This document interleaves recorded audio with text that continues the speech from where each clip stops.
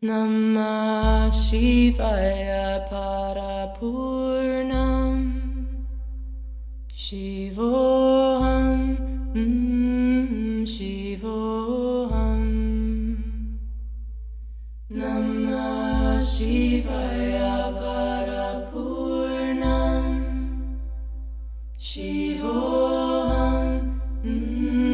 Shivoham Namah Shivaya Parapurnam Shivoham Shivoham Namah Shivaya Parapurnam Shivoham Shivoham Namah Shivaya Parapurnam Shivoham Shivoham Namah Shivaya Parapurnam Shivoham Shivoham Namah Shivaya Parapurnam Shivoham Shivoham Namah Shivaya Parapurnam Shivoham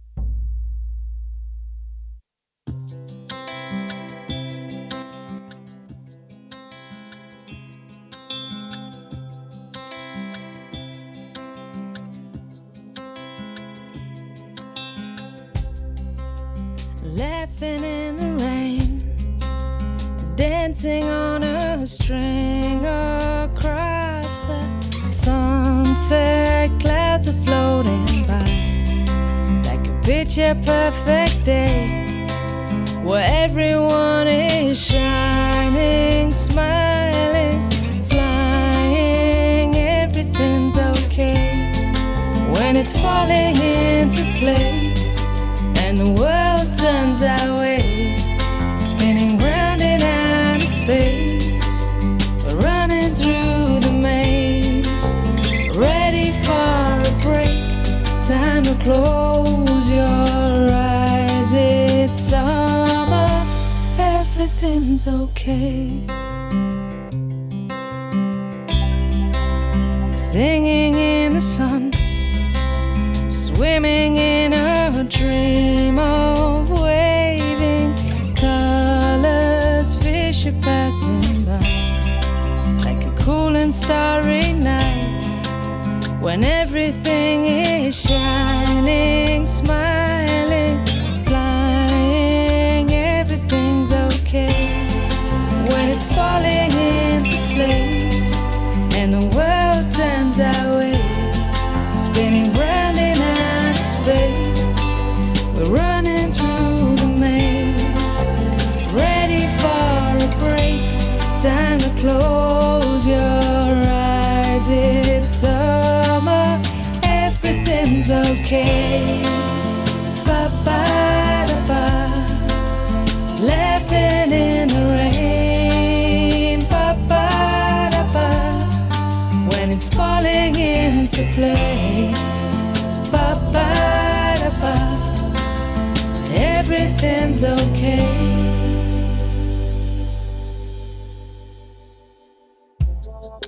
when it's falling into place and the world turns our way, spinning round in outer space.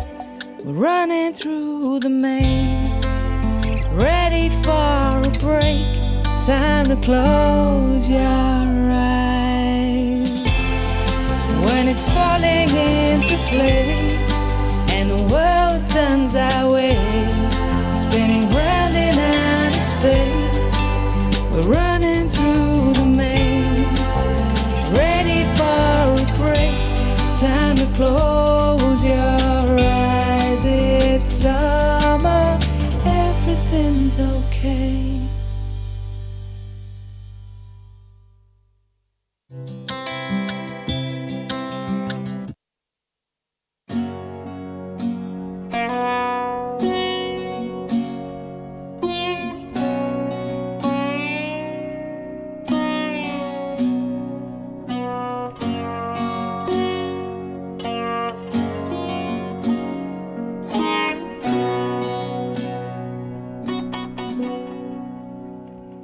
I will climb into your ocean, I will sail into your shore. I will breathe in your magnificence and never ask for more. I will be as I am written, courage on every page. I will carve this life with every breath, a sage of the age. I will turn up the fountain and fill this world with bliss.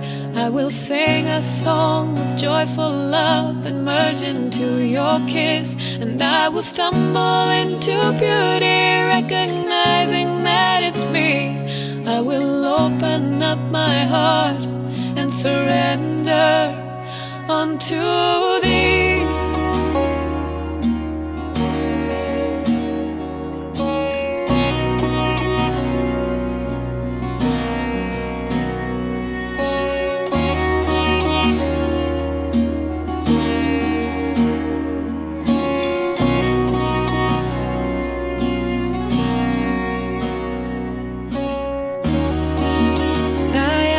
Child, I am the mother, I am your bride and your lover. I am everything, great and small. I am the one, I am it all. I am the child, I am the mother, I am your bride, your lover. I am everything, great and small. I am the one, I am it all. I am the light of love. I am the light of love. I am the light of love. I am the light of love.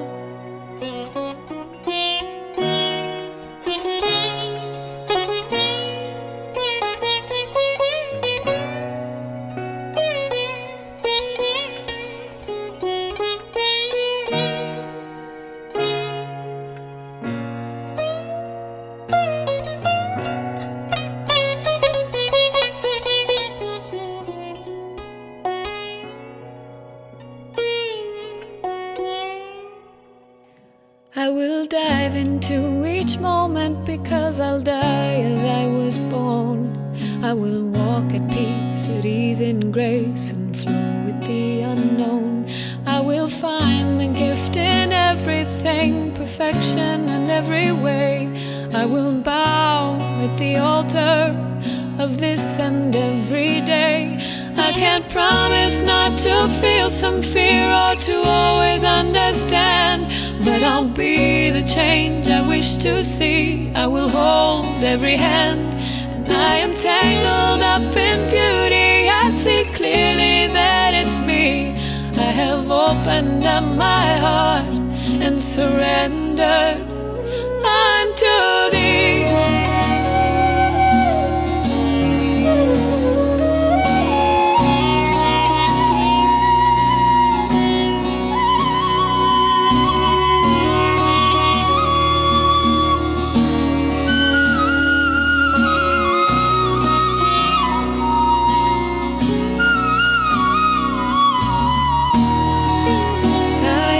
Child, I am the mother, I am your bride and your lover.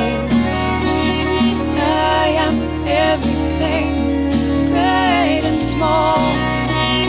I am the one, I am it all.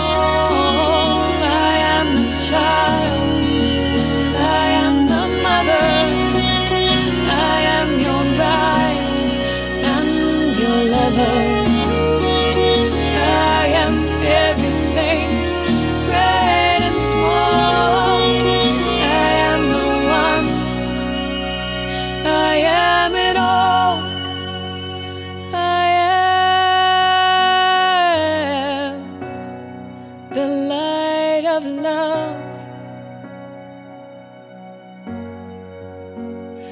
I am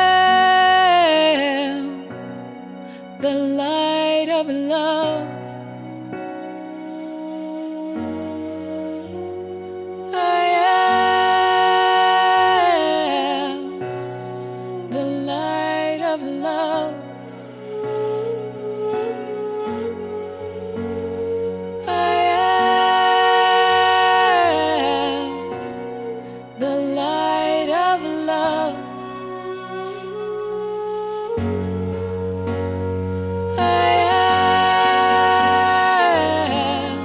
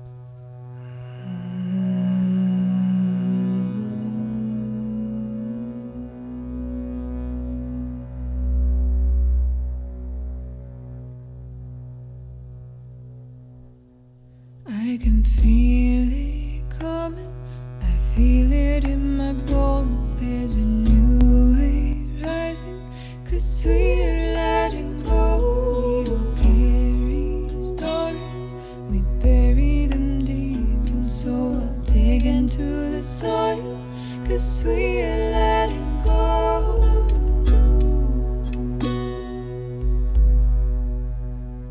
I can hear it coming, I hear it in her song, so I'll sing it with her, 'cause we're letting go. I walk by her side, the wind out our backs, 'cause we're shedding, blooming, we're letting go.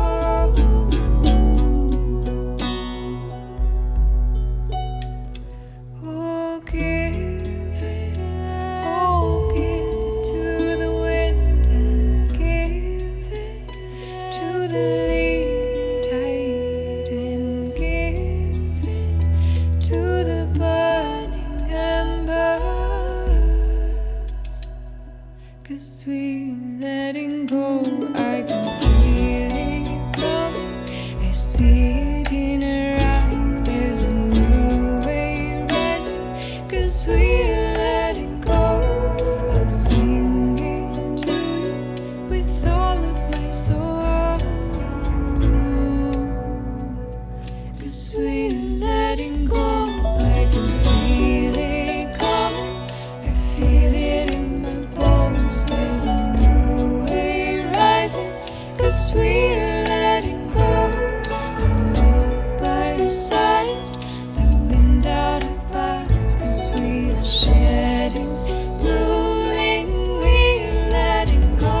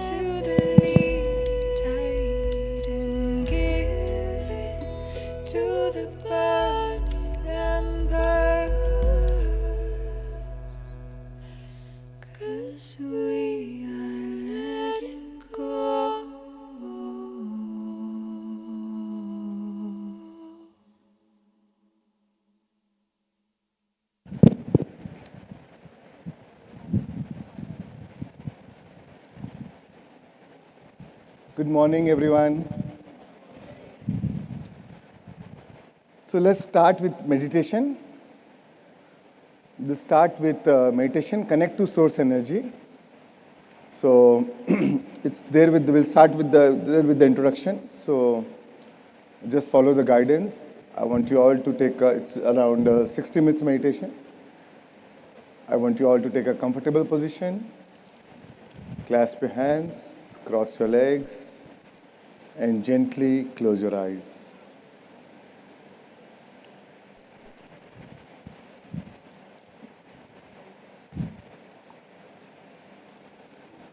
Get me sitting one. Sitting. नीचे बैठने वाला chair.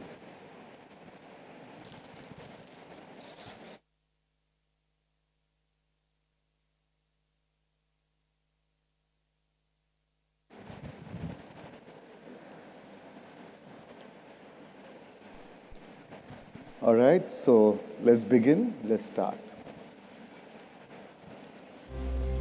Take a comfortable position. Sit up straight. Clasp your hands. Cross your legs. Eyes closed. The purpose of this meditation is to connect to your inner being, to explore the depth of your consciousness and to reconnect to the source energy. The process is simple and a great way to experience your divinity and to lose yourself in nothing, to become everything, to surrender your limited self to experience the expanded consciousness. Swami Nisargadatta Maharaj once said, "Wisdom is knowing that I am nothing, and love is knowing that I am everything, and between the two, my life flows." So today, let's embrace this consciousness, this awareness. So first, we'll start with brain coherence, which helps you to make your mind empty, lose your identity, drop all resistance, and raise your vibrations. Then we move to the second stage, heart coherence. Here you open your heart, connect to your inner being, transcend your feelings, and retreat into your inner sanctuary. And then allow the music to guide you and take you into a deeper state of consciousness. This powerful deep music is created from the sacred code of Moses with the help of tuning forks. And finally, we'll end the meditation with an extremely powerful Mula Mantra to invoke the Supreme Consciousness. So I welcome you, dear friends, in this deep, powerful meditation. I hope you enjoy it. And now, I want to invite you to gently shift your awareness to your nostrils.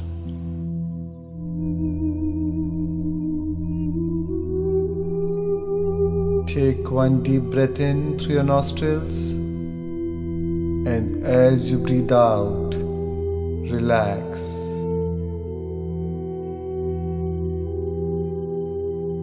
And one more slow, steady breath in, and as you exhale, let your whole body relax. Shift your awareness from the world around you to the world inside you.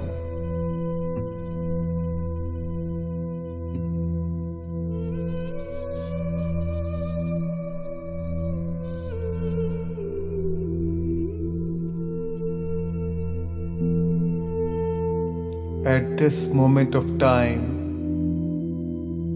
nothing else exists but your breath. Just be with your breath.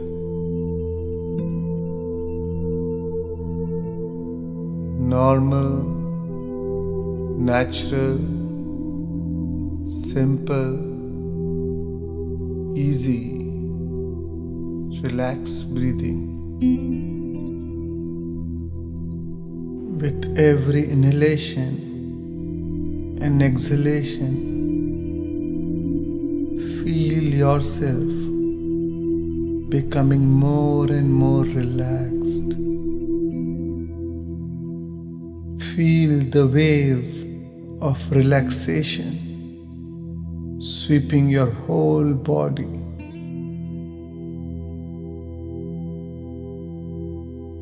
At this moment of time,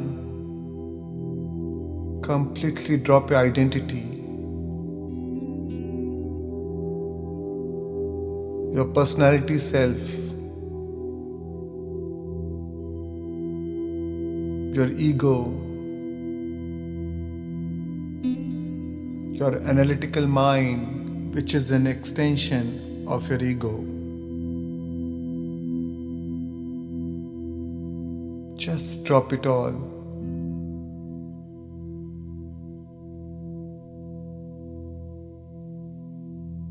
And become pure consciousness. Withdraw your attention from all people, places, things, time and events, and just be with your in-breath and out-breath, and feel your whole body sinking into this generous present moment.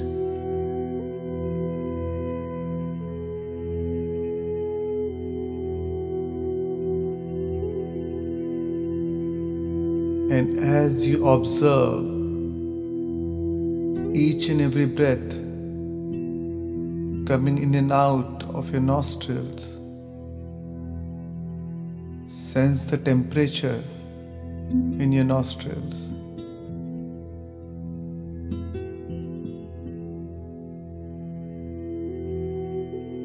Notice the sensations of the air as it moves in and out of your nostrils.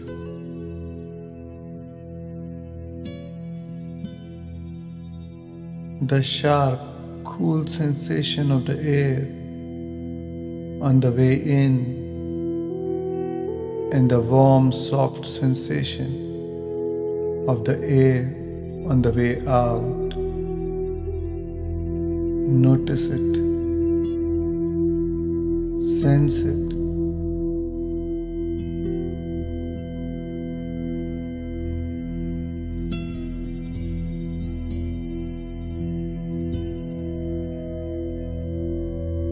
Each and every breath is keenly observed.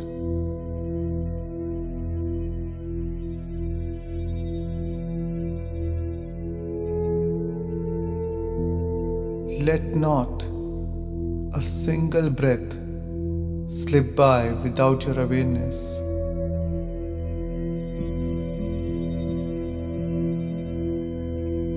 If any time your attention seems to drift away with your thoughts, come back to your breath. Bring your attention back to your nostrils.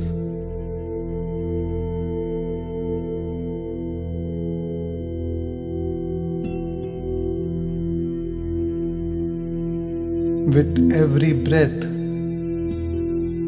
feel going deeper and deeper within.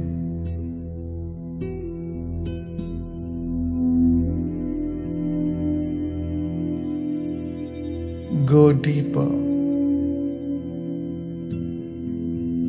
Drift deeper.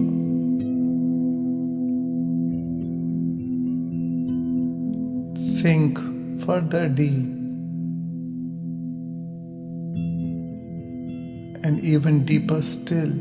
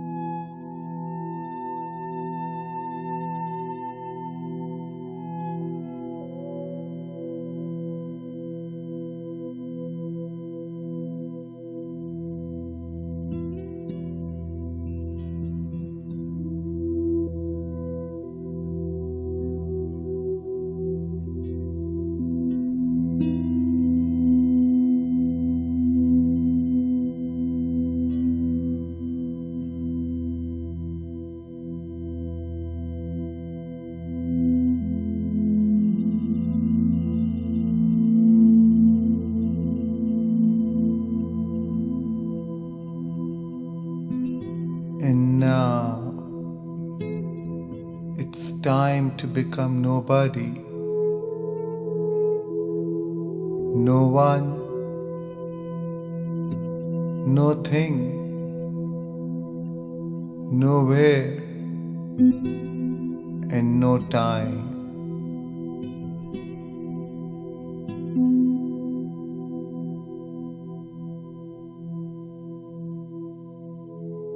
Become pure consciousness,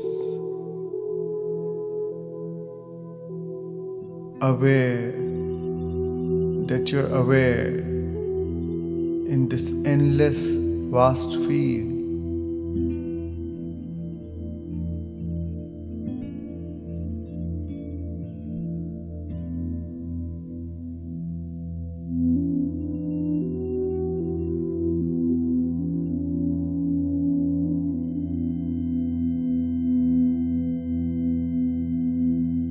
Surrender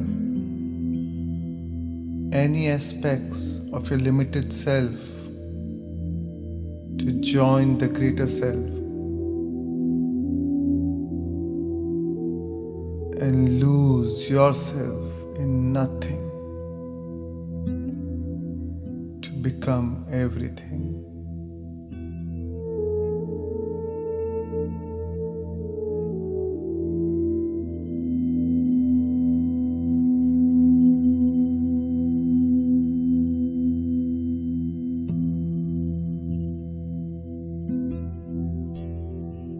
And now,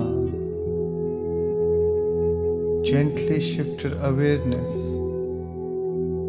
to your heart center, to your beautiful heart, your soul. This is the sacred place where we create from.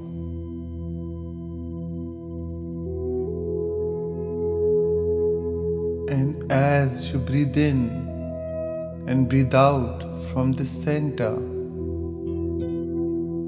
feel your feelings.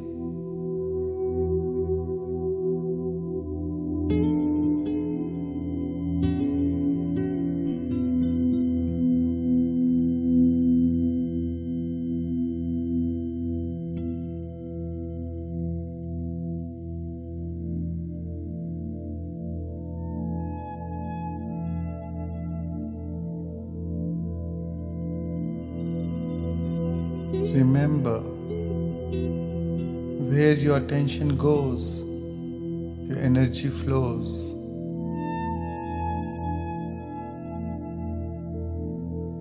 And as you breathe in and breathe out from this creative center, you infuse more life into the center with your attention.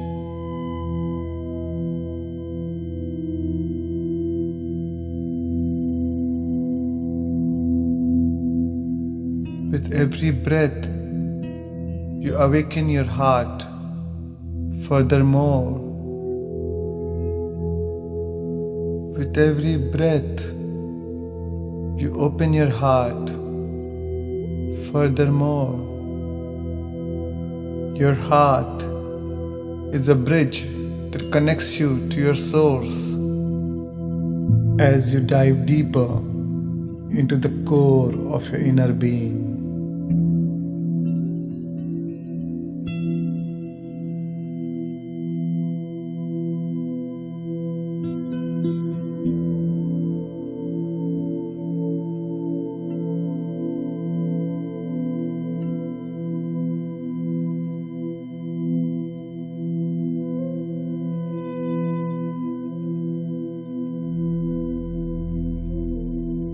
And now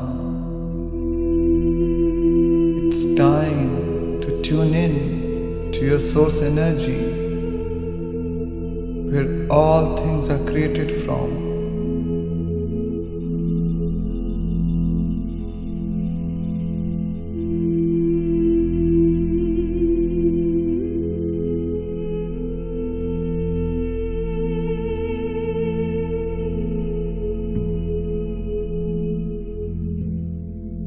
connect to this unified field, the field of pure potential. Connect to the field of pure possibilities, to the field of opportunities.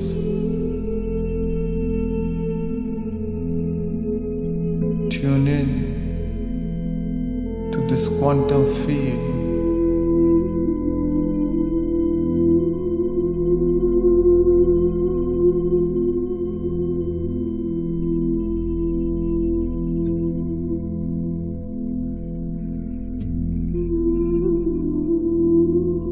This is the place from where everything came from.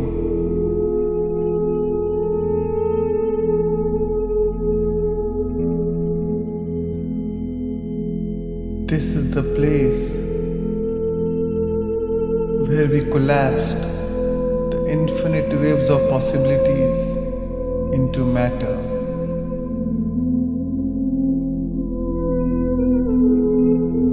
Tune in to this source of energy.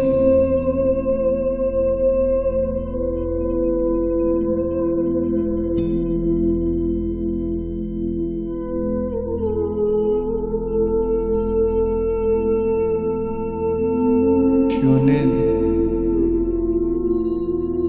into singularity.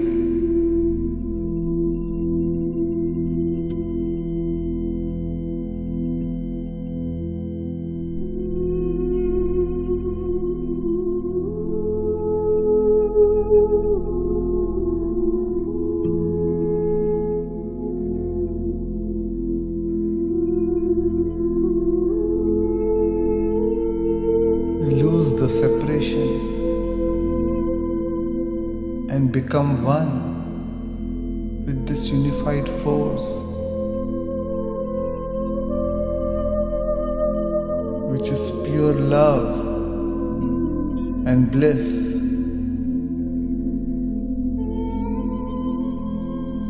Feel the oneness with the divine.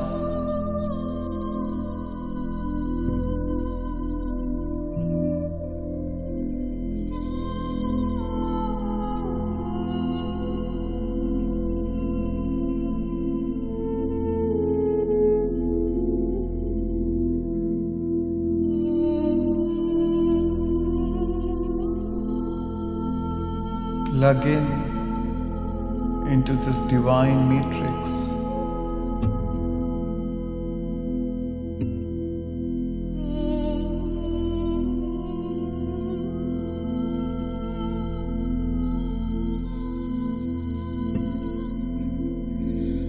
Get into this vortex, the vortex of creation.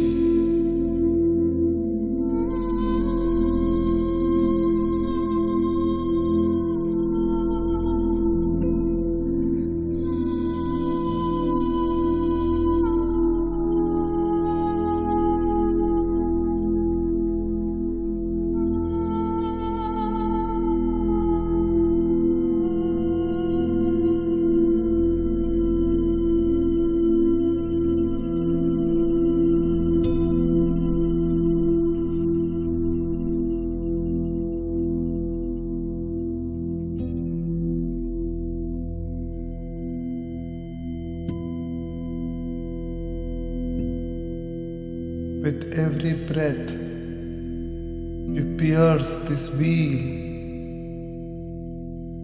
and feel your connection with this web of light.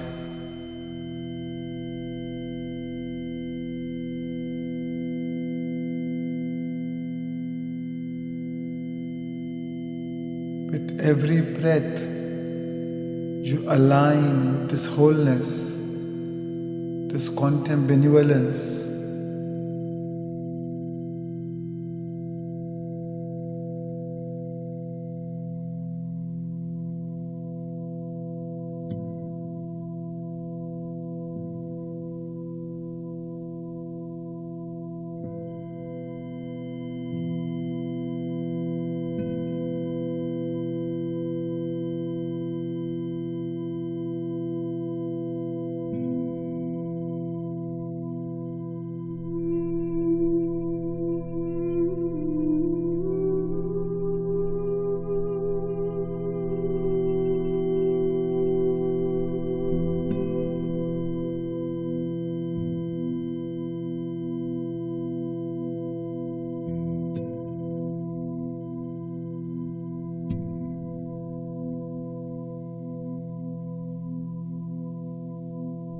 Surrender to this higher mind.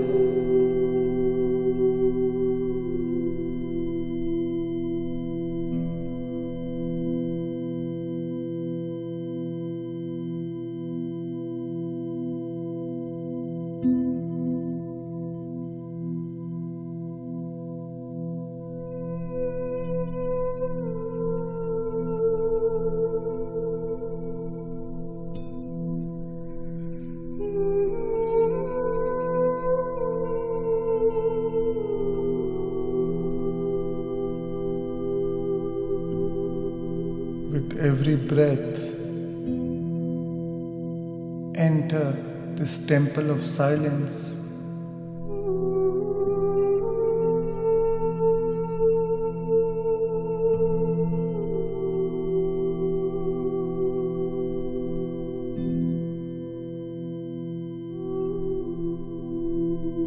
Merge yourself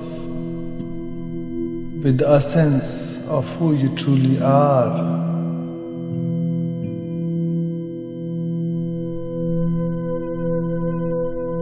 I am that I am.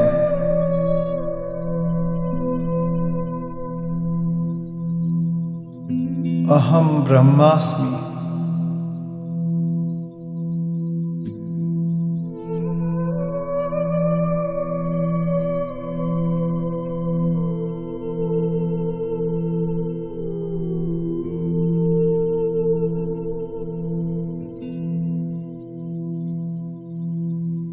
Feel the deep connection with this energy.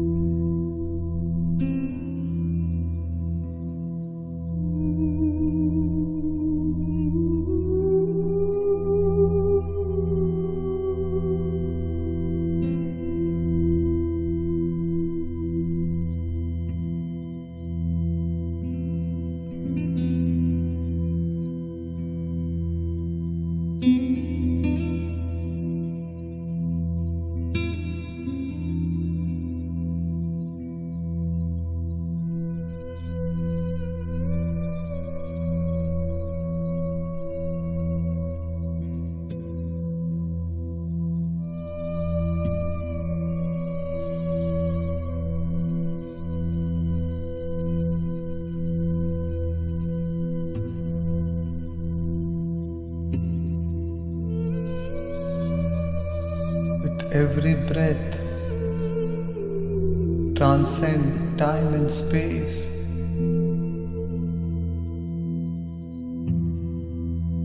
Move beyond shape and form.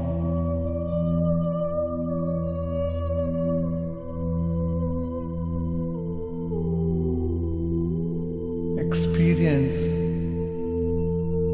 the union of duality, the union of polarity.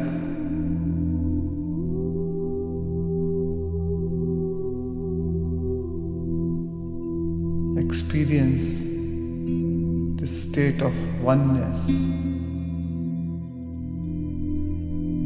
the state of non-duality.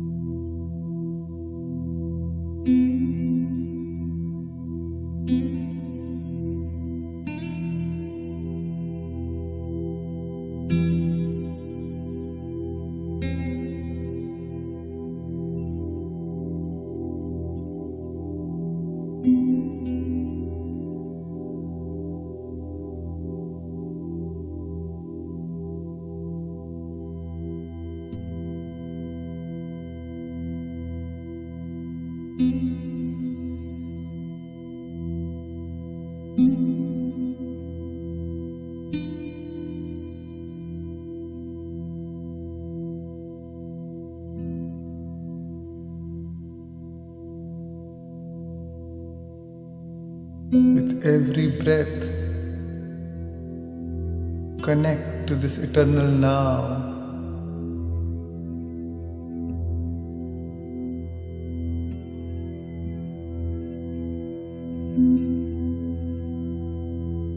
connect to this absolute.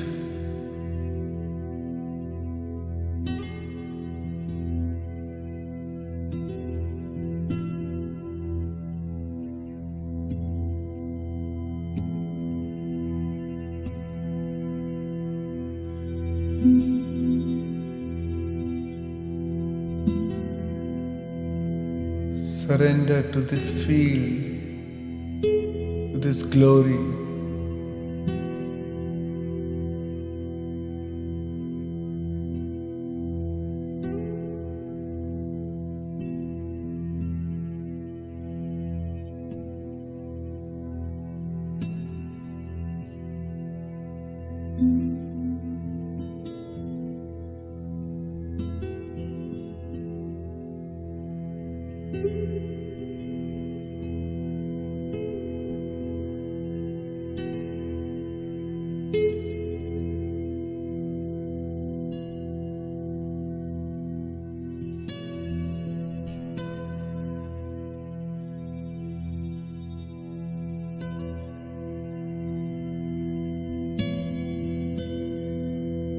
Every breath, join this ocean of light.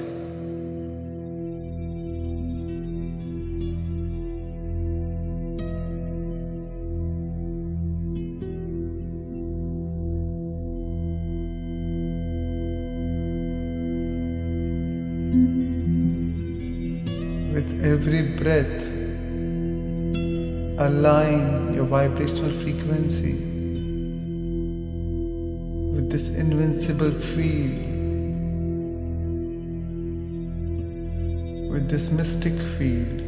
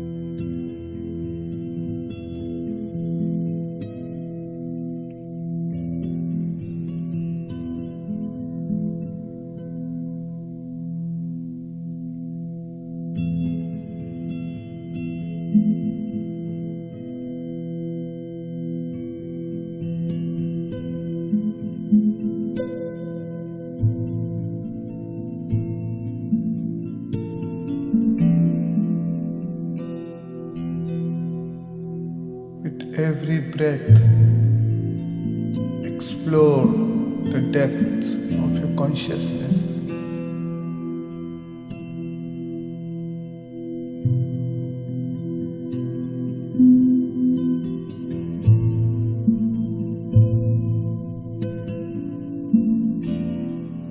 Pierce into the etheric inner realm,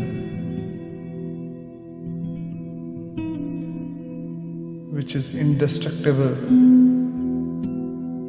which is imperishable,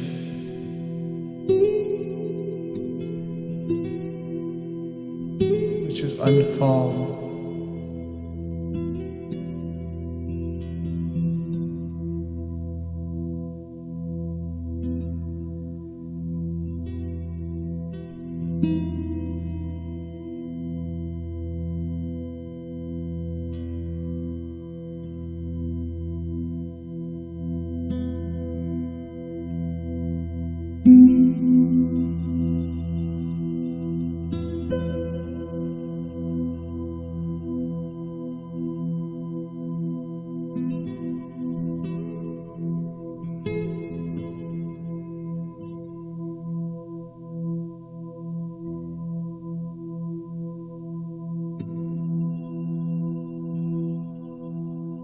Become one with this pure positive energy.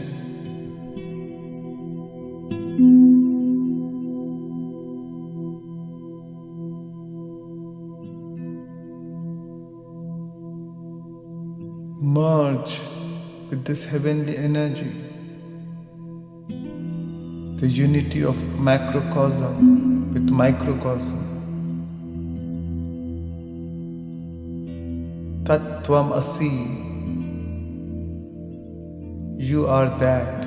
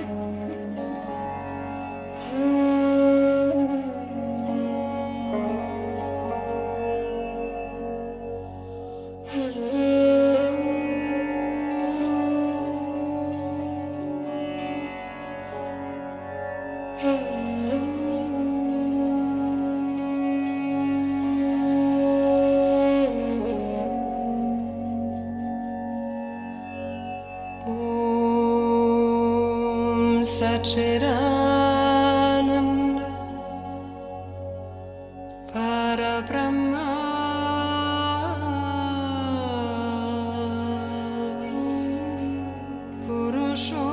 Purushottama Paramatma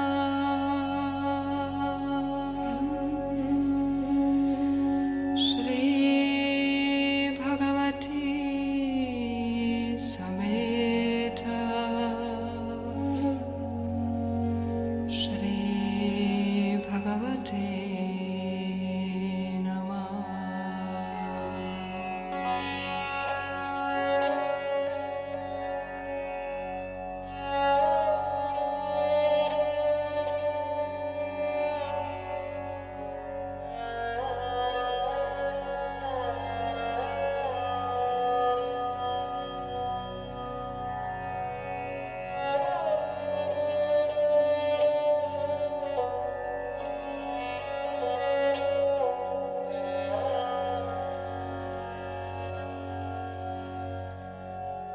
Om Satchidananda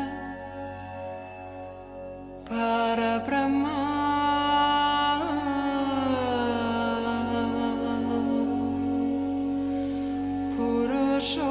Purushottama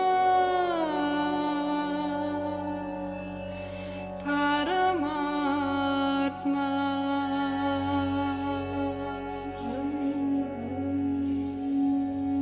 Shri Bhagavati Sameta Shri Bhagavate Namah.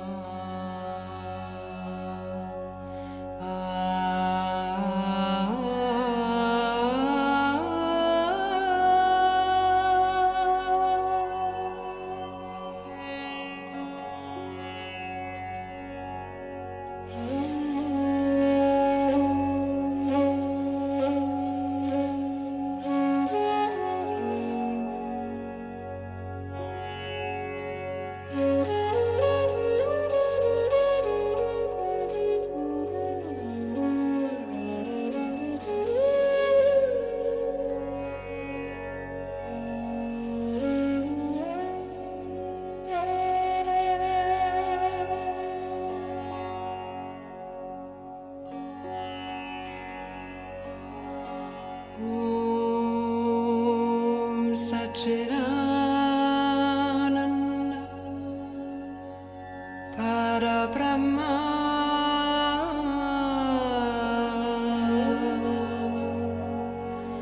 Purushottama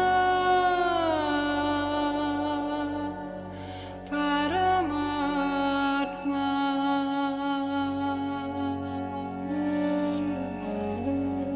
Shri Bhagavati Sameta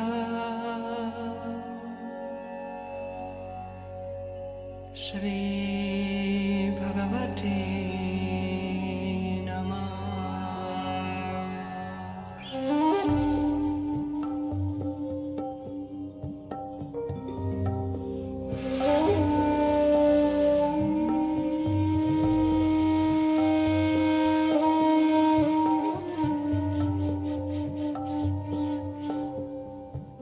Om Satchidananda Parabrahma Purushottama Paramatma Shri Bhagavati Sameta Shri Bhagavate Namah. Om Satchidananda Parabrahma Purushottama Paramatama Shri Bhagavati Sameta Shri Bhagavate Namah Om Satchitananda Parabrahma Purushottama Paramatama Shri Bhagavati Sameta Shri Bhagavate Namah Hari Om Tat Sat Hari Om Tat Sat Hari Om Tat Sat Hari Om Tat Sat Hari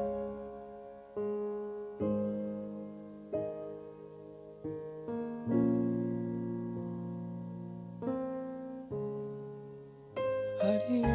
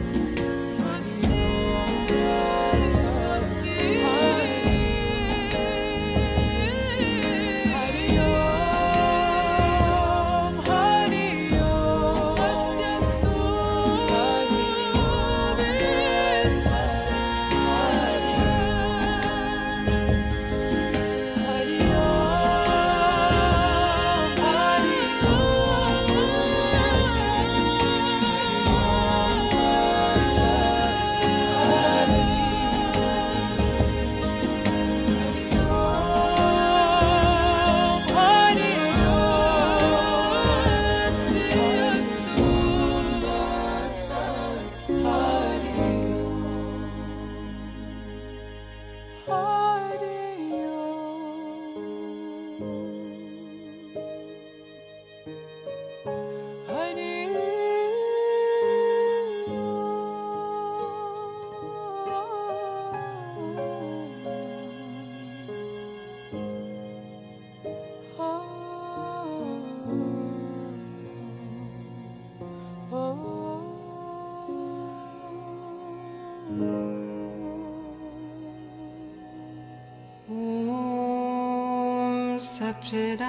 Satchidananda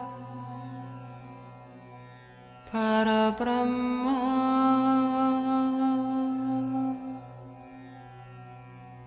Purushottama Paramatma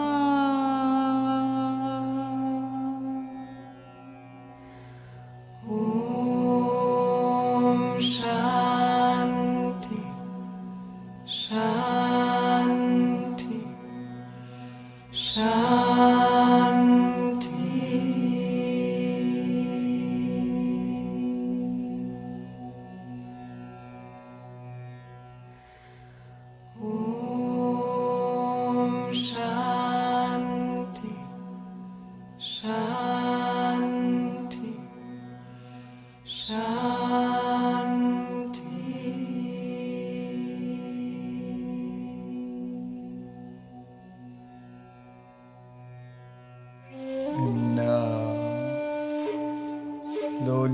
back.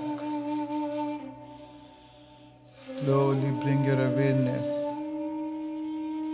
back to your new consciousness, to your new body,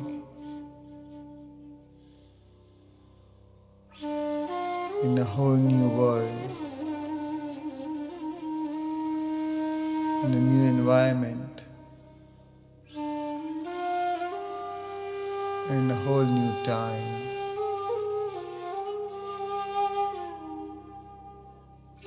Take your time and slowly come back.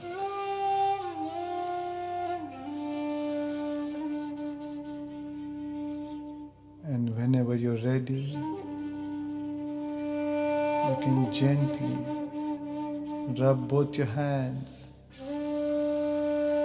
and place it over your beautiful eyes. 5, 4, 3, 2, 1. And you may gently open your eyes. Take your time. Slowly come back. Feeling blessed and complete. Thank you.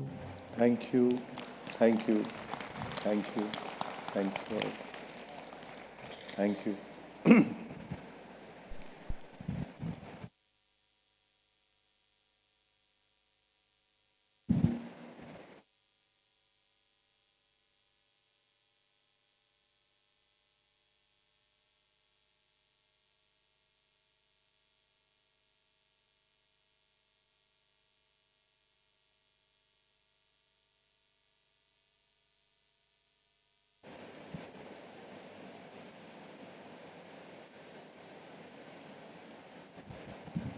Thank you, friends. Anybody would like to share your experience of walking meditation? Maybe we can take 1 or 2 sharings. Just raise your hands. Yeah.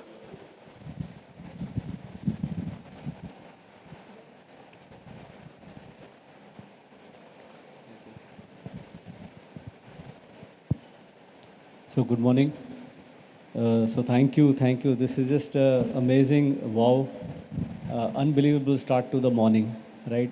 So it took me a lot of time to come out of that zone in the walking meditation because the energy raises so high, and whatever you were talking about being in the 5D. So thank you for creating that meditation because it really gets you into that zone where you can, transform yourself and change yourself. So I was totally into the 5D experience of where my future lies and very high energy. And the bonus to this is this meditation which we did just now, right? Getting one with the source energy. This is one of my favorite meditations of yours, right? So it was a double bonus for me, a manifestation coming true that doing this meditation in the pyramid along with you. So the whole experience of this walking meditation has been that it gets you into the high energy zone, and whatever energy is needed to transform or put the emotions out for the better future, it gets you into that zone very quickly. It's a very, very, very powerful meditation, and we've done it before also, and I do it. Along with the waking up day meditation, these two meditations, they really, really kick-start your day, and you are in a very, very high energy zone, and you don't want to come out of it. So thank you so much. It has been a wonderful experience till date, and just like a dream come true. Thank you. Exhilarating rather. Thank you. Thank you, Dr. Manu, for sharing. Thank you. Yeah, can take one more sharing. Anybody? Yeah, there.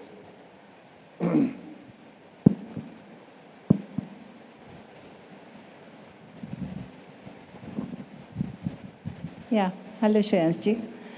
Towards the end, this music was played, Hari Om, Hari Om.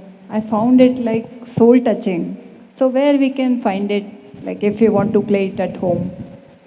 When you go on YouTube, Huh. it has all the, you'll see from where the music has been taken from. Okay. On the YouTube channel. Okay. So you'll know where it is from. Okay. Otherwise, you can, Keshav is here, Acha. so you can take from Keshav. Okay. Okay. It was really heart touching and soul touching. Thank you. Thank you. Yeah, here.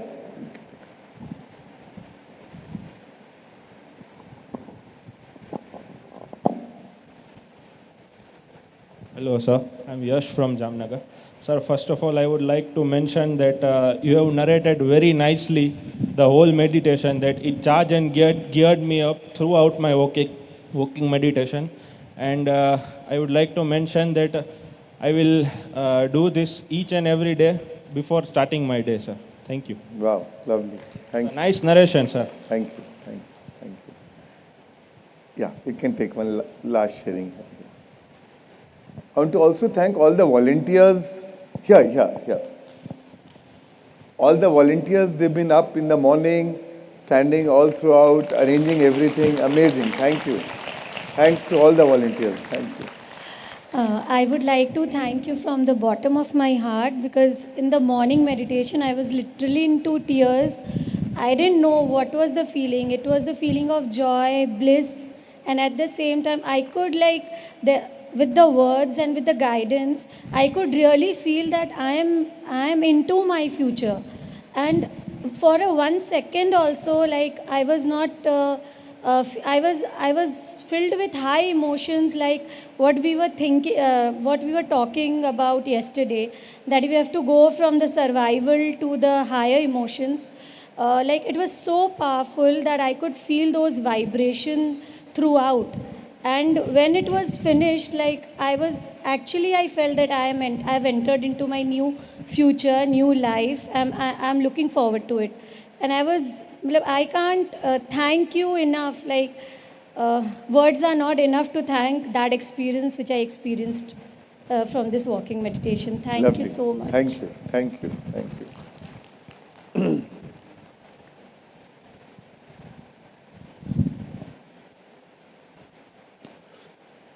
So friends, now we'll talk about manifestation. Today we're going to go into the 5 steps of creation, 5 steps of manifestation. Now, a lot of people ask, first day also somebody asks, is it right to have a desire? Is it, why do we need a desire? Especially from a religion, we also say, desire is the cause of all things.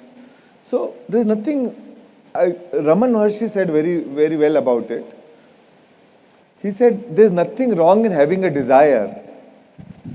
What's wrong is seeking it outside when it is inside. Whatever you want to manifest, you can manifest from within, right? So that is where what we are learning, right? In these workshops, how to change your thoughts, how to change your emotions, create from that dimension, create from 4th, 5th dimension, from the higher dimension, right? And there could be a time where you feel like there is no desire, because many times when you feel that inner wholeness, that vairagya comes in, that vairagya ki bhavna aa jati ki abhi kuch aur koi chahi nahi hai. Then it is fine. That's a very natural flow into that state. But I am not for, oh, money is evil, oh, something, if you're thinking, if you want a good house, cut your desire, and no, there's something wrong in having a good house, or a good relationship, or a good car, or anything material. I feel what is material, everything came from the spiritual dimension. What you see as material also came from the spiritual dimension. It is only a manifestation of that dimension. So nothing is wrong. And you cannot, it's not like you can only enter the kingdom of God as a poor person. Osho had 94 Mercedes, Rolls Royce, right? And it's not that he was materialistic about Rolls Royce. It's just that he wanted to show that you can have a comfortable life, you can have a nice life, and still enter the kingdom of God. It's about raising your consciousness.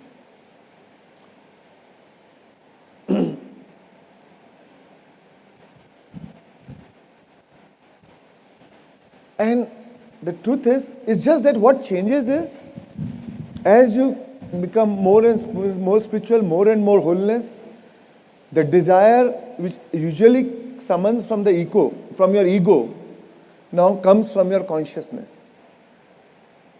The nature of desire changes, right? And very often the desire actually is born out of contrast, out of some contrasting situations, out of some challenging situations.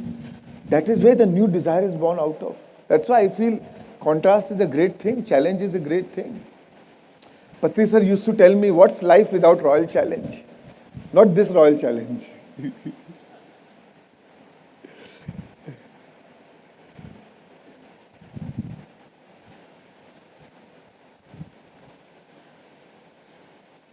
In 1999, I had some custom officers came into my office. There was a custom raid. I was into import-export business. And they took me to their office and they produced me, without me realizing also what's going on, they produced me to the court and they shouted in the court, this is a scam bigger than Harshad Mehta and all that. And the judge gave me a sentence for 14 days in jail. I was in jail for 14 days, Arthur Bandar Road jail. And first day I was very disturbed, very, very challenged. What will people think? What will my family think? Whole thinking was, more disturbance was not where I am. More disturbance was what will everybody think? And then next day, my sister came and gave me my book, which I was reading at that time, Ramtha. And in that book, there's a chapter called The Virtue of Experience. And then it says every experience has its own virtue. Every experience can teach you something, can make you learn something, or make you know more about yourself. And by the time I read that 5-6 pages of that chapter, I finished that chapter, I was completely at peace. Suddenly I got the insight. Suddenly I get, why am I thinking what the world is thinking? That is also my investment of ego in others. How they think is bothering me about what I am thinking about myself. Then I say, jail is also a mental construct. The place where I was in a big, huge hall, where of course there were many more people around, more than 100 people were there, and they will come and go. But that was around, say, 5,000-6,000 square feet. I said, I am living in a 1,600 square feet house. Actually, this is bigger than my house. So what is the problem? But the word phobia about jail, that taboo about jail, I realized that is bothering me. That was the social conditioning. Actually, otherwise it's a big house. Bigger than my whole house.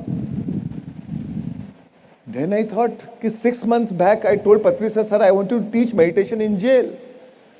So now I'm in jail. So what better opportunity than now to teach others meditation? And all of a sudden, the next day was so different from the first day.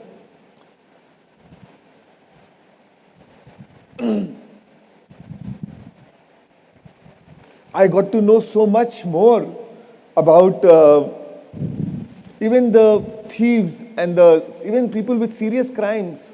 I got the time to interact with them, to know about their history. And I realized that they are also innocent. Because whatever they are doing, they don't know anything better. Nobody taught them law of attraction. They don't know about it. They had some very difficult childhood. And that's why they are what they are now. It made me feel more compassionate towards them. When I think hear about any terrorist activity or any terrorism or any terrorist, I mean, that changed my perspective. I feel more compassionate that they need help. They don't need our hatred.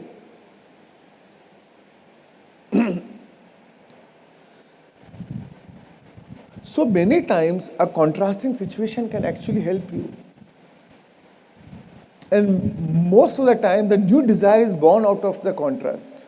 And it is that desire, it is your desire which summons the whole life force. The whole vital life force comes up alive to make that happen for you.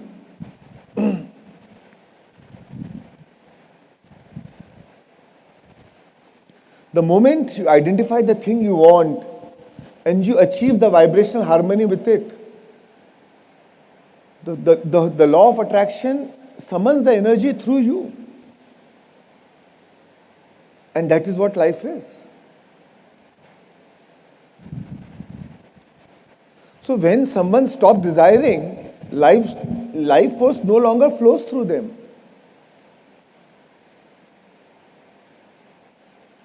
Then they re-emerge into the non-physical dimension. Once they vacate the body, go into the non-physical dimension, then they will desire. Then they'll take another birth. Then they'll have all kinds of goals and intentions. And then there'll come another birth. Because this human experience is so beautiful. The void is devoid of experience. But here we get to experience this three-dimensional reality. There you can only think of food, but you can here actually eat food.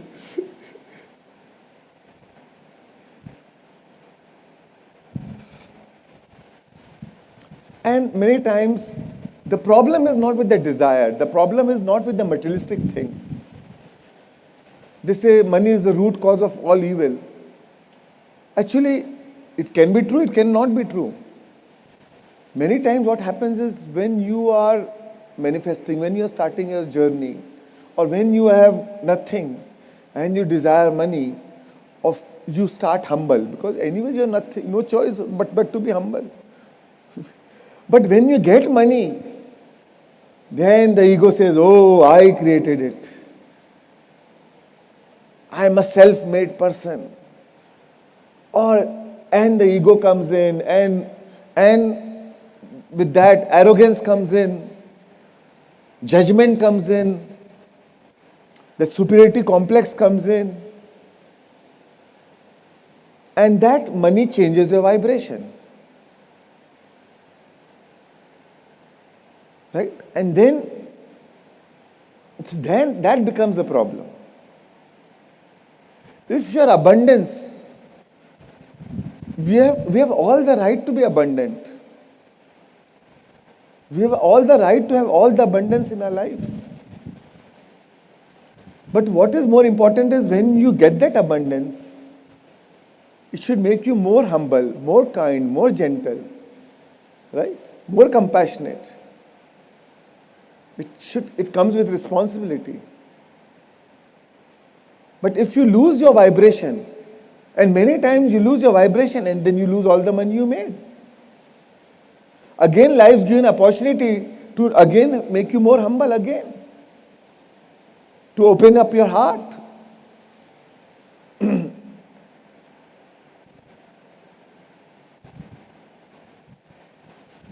So it's all about how you line up your energy, how you hold up your vibration. And it's okay. If you don't want money, don't seek money. That's totally fine. It's not like, oh, you have to have wealth. It's totally fine if you don't desire wealth. Then don't have wealth. It's fine. But don't criticize others who have wealth.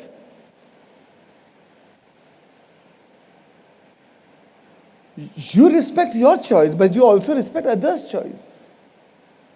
And again, that is coming from a spiritual ego. I've seen so many spiritual masters and teachers, they keep criticizing people who have wealth or condemning wealth. That's totally fine. If you don't desire it, don't have it. And we honor it. But you don't criticize who are holding wealth. Because when you criticize who are holding wealth or who have the abundance, then you are also obstructing your own wellness and clarity and well-being. Because the vibration of condemning or criticizing or judging or putting them down obstructs your own wellness, your own well-being.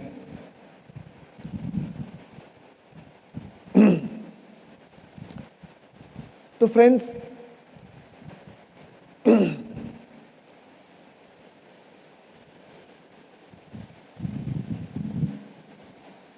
I hope I have made you clear about the desire. It's just that when you get abundance, when you are in a state of abundance, it should come with, you come with responsibility. And in spite of, and abundance can be a great tool for actually doing good to others. Even for your own spiritual growth. Buddha was a king, right? So when you have don't have to worry about day-to-day things, day-to-day situations, day-to-day life. It can be a great tool for you to go within now. Or when all your outside desires are fulfilled, and you say, oh, still something is missing. Then you have no choice but to turn within. So it can be a great tool for your spiritual growth rather than an obstruction. But what challenges, what becomes the obstruction when you become identified with it? So identification, that is where the problem starts. That is where your vibration again starts changing, starts going down.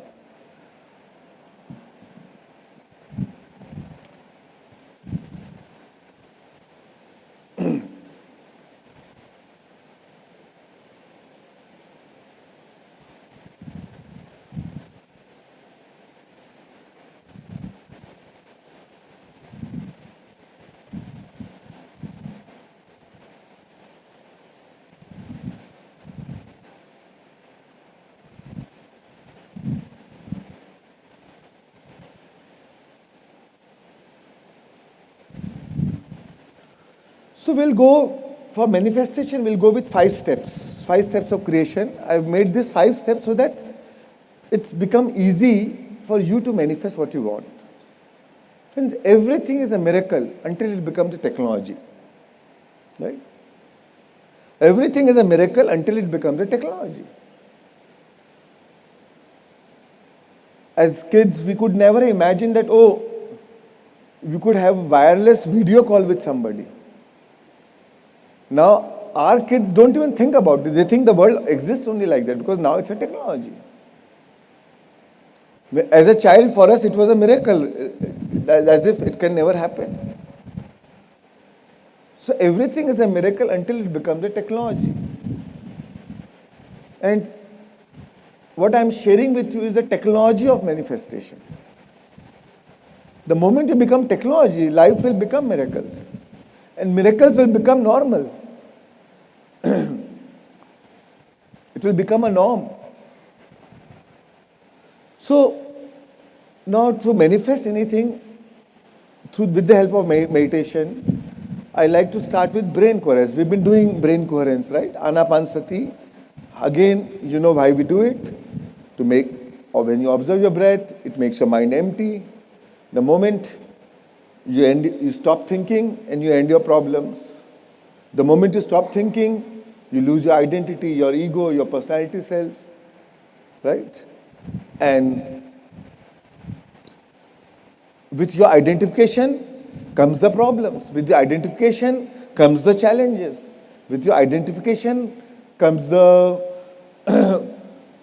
obsession about current environment. But the moment you become empty, there's nothing now. There's nothing outside left. So all the resistance is dropped. There's no resistance about the outside environment. So our biggest talent, one biggest tool or the one biggest talent is how to learn how to withdraw from the current environment, how to withdraw from the current situation to change your vibration. Because the moment you keep obsessed with current situation, current reality right now, it will keep developing resistance. And it becomes a vicious cycle then. So that's why with the help of Anapanasati or brain coherence, we learn how to withdraw from the current situation. That's how you become nobody, nothing, nowhere, no place, no time. Right?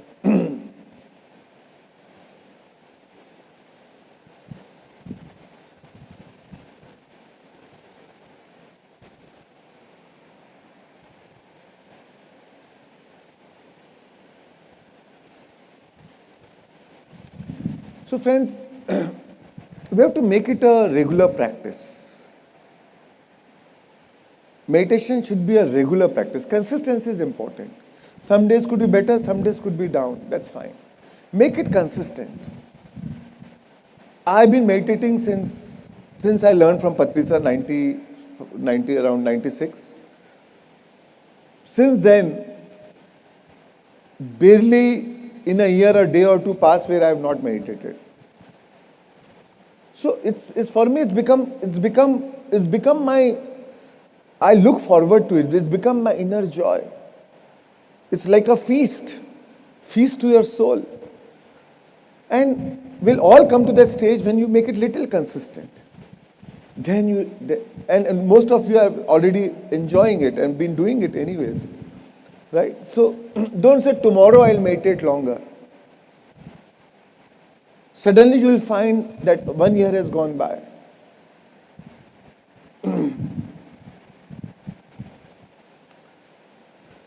Paramahansa Yogananda said,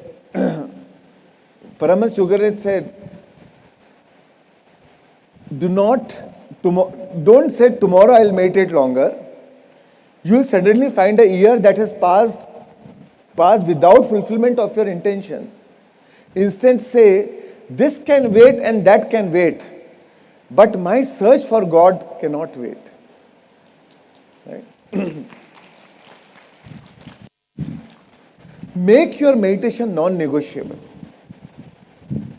And when you make it non-negotiable, others also start valuing it. Others also valuing your decision.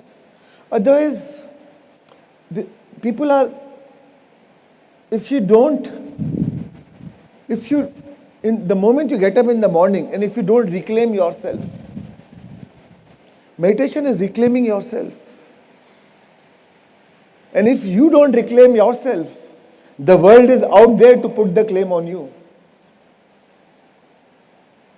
Everyone needs you. Your mother, father, children, wives, husband, your work, everything will keep needing you. Your servant, your contractor, your boss, everybody needs you all the time. But do you need you? So first reclaim yourself. First right on you is of yours. You do everything for others but leave yourself behind.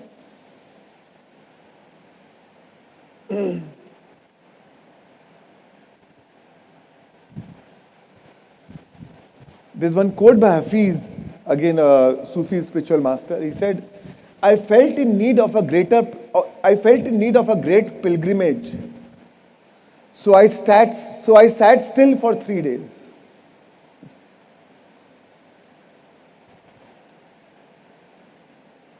The pilgrimage is within us. We don't really need to go anywhere. Right? Like Rumi said, I searched for God. I wanted to search for God. I looked in temples, He was not there. I went to a church, He was not there. I went to a mosque, He was not there. And then I looked inside my heart, and there He was. So, We don't need to go searching for it. Don't wait, if I come to Pyramid Valley, then I will do meditation. I want to wait for the next workshop for this to happen. Then I will again find peace. This world is, oh my God, it's a crazy place. I need to go to Pyramid Valley for the next workshop again. Of course, you are welcome here. But don't wait for that to happen. The place you sit for meditation becomes the pilgrimage. The moment you look inside, the moment you open the door inside, that is the Haridwar. You don't need to go for physically to go to Haridwar. This is your Haridwar. The moment you go within, this is Man Sarovar. Man ka Sarovar. So it's all within you.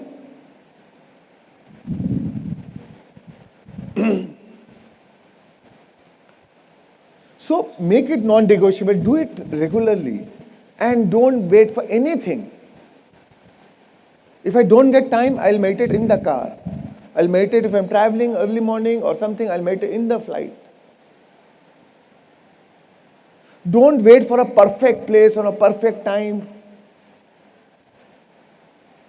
The moment you decide to sit for meditation, that becomes the perfect time. The place you decide to sit for meditation, that becomes your perfect place.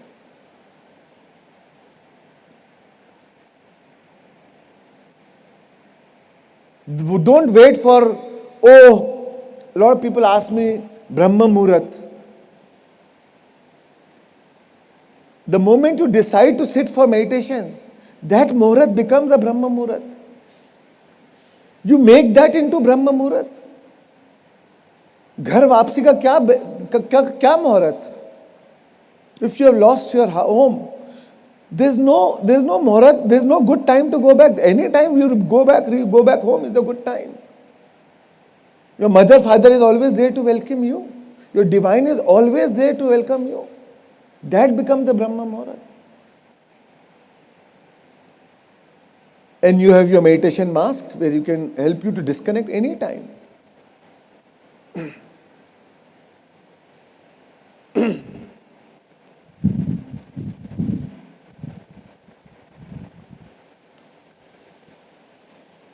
I'll give you an analogy. जीवन और मन पानी और दूध के समान है, right? दूध जो है बिना एक्टिविटी के ही जमता है, राइट? फिर दूध बिना एक्टिविटी के दही बन जाता है, फिर उसमें से मक्खन निकलता है. अगर आप दूध को अगर आप पानी में मिलाओगे, अगर दूध को पानी में मिलाओगे तो मिल जाएगा, राइट? बट अगर आप मक्खन को पानी में मिलाओगे तो मक्खन तो तैरेगा, पानी में है पर पानी के ऊपर है.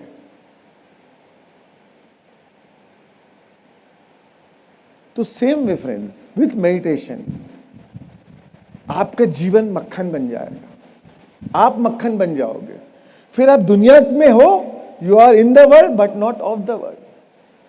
आप दुनियादारी में अभी हो बट फिर भी उससे ऊपर, क्योंकि ध्यान से आपने माइंड को स्टिल करके आपने मक्खन बना दिया, वो अमृत पान कर लिया, वो अमृत बहने लगा. Now you are in the world but not of the world.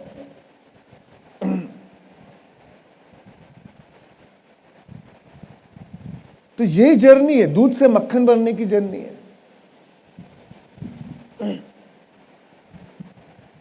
And in today's world, there are countless action remedies or medicines or surgeries or exercises which are offered now for everything what you want to do in your life. But there is not enough action offered in the world to compensate for to raise your vibrational frequency, to compensate for your vibrational resistance. बाकी सब उसके बाद की बात है. Vibration resistance के बाद फिर बीमारी हो गई तो उसकी दवाई है. ये प्रॉब्लम आया तो अभी ऐसे करो, ये करो, वो करो. But they are very, meditation is that tool to drop that vibrational resistance. That becomes the basis for your physical improvement. And not only that, even the medicines which you are taking, all the other remedies that you are applying to, it will enhance the benefits of those remedies also. अगर आप दवाई भी ले रहे हो तो दवाई भी और बेटर काम करेगी. I have known people who have 4-stage cancer, they are going through chemotherapy. But with the help of meditation, breath work, they say पहले लास्ट कीमो में बहुत पेन होता था, बट इस बार मेरे को कीमो कैसे गया पता ही नहीं चला. Right? So other things also, other remedies or help what you're taking from outside, it will enhance that help also.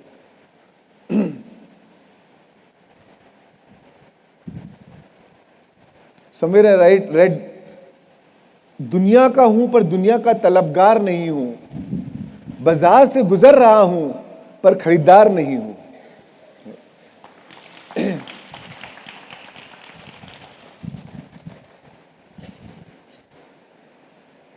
Osho said, न जागो, न भोगो, न त्यागो, सिर्फ जागो, जागो, जागो.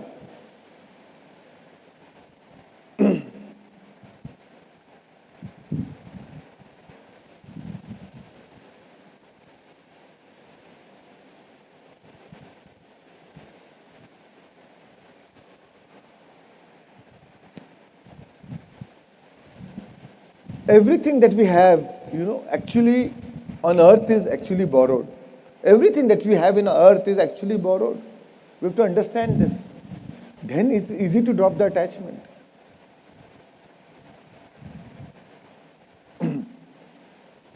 There's nothing which is mine or yours. Actually, it is all ours. हम एक दूसरे को we kill each other over a plot of land or fight over a plot of land. But actually that land belongs to Mother Earth. It's a social conditioning ना. आपका नाम चढ़ गया आपके नाम पे, अब वो आपका मेरा हो गया. But actually तो Mother Earth का ही है वो plot कहीं यहाँ से वहाँ गया नहीं है. It belongs to Mother Earth. And when you vacate your body, it will still remain with Mother Earth. आप कहीं लेके नहीं जाएंगे. Right? खूब कमाए हीरे मोती, बट अफसोस कि कफन के जेब नहीं होते.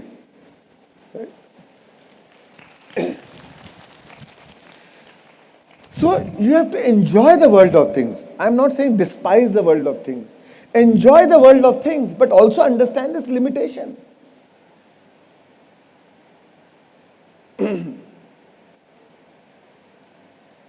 All you have is what you came with, and that is what you are going to live with, which is your consciousness. So if you get more abundance, if you get more wealth, then you should be able to more enrich. Now we have more opportunity to enrich your consciousness. If you are getting more wealth, and with that more wealth, if you are becoming more busy and more rushed and more hectic and more competitive, and more work is draining your energy, and now you don't even have time to meditate or work on yourself or awareness about you, then then the wealth is working against you, not for you. So with more abundance, you should get more time. With more abundance, you should get more time to work on your consciousness. And that should be a natural state. That's why Buddha was from a royal family. He realized, he got disillusioned कि यार अब ये सब चीज सुख नहीं दे रहा है. I want to see a deeper meaning. What is the real happiness? All Jain Tirthankars, 24 Jain, all born in a royal family. Mahavir was in a royal family. So the more abundant you are, the more enlightened you should be. If you are abundant and not enlightened, that is stupidity. Because you have because you don't have to worry about food, clothing, shelter now. That's why Lao Tzu said, to understand the limitation of things, desire them. Because once you desire it and have it, then you understand the limitation of it.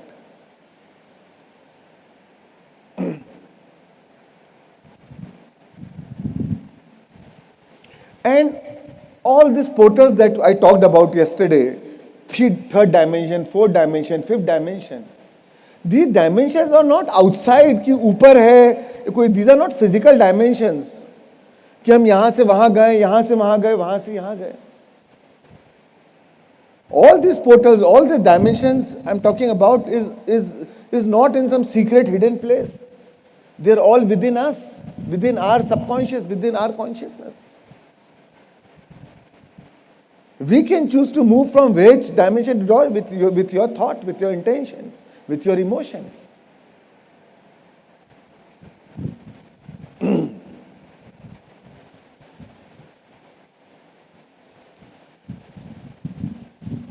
Meditation makes you more aware of your thoughts. When you are aware of your thoughts, why am I thinking what I am thinking? The subject becomes the object. Otherwise, the thought is subjective because it consumes you. It becomes your identity. But the moment you observe your thought, this very subject now becomes the object. Because the truth is, you are the subject. Consciousness is the subject.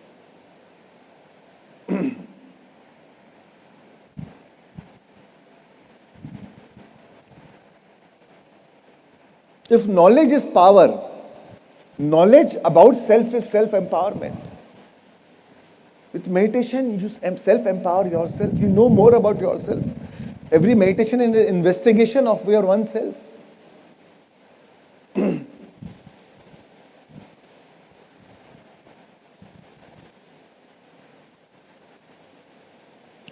Another thing I want to talk about is choose your path wisely. You know, many times when we are in a state of spiritual growth or evolution, you might have to even shed your old practices. Not that I'm against any of the practices, but depends on your goal. Choose your practices according to your goal. If your goal is enlightenment, then you will have to do what Buddha did, what Mahavir did, what Jesus did, what Krishna did, what Ram did, what Hanuman did. You can't become like them by worshipping them. You can't become like them by praising them. You can't become like them by chanting mantra about them.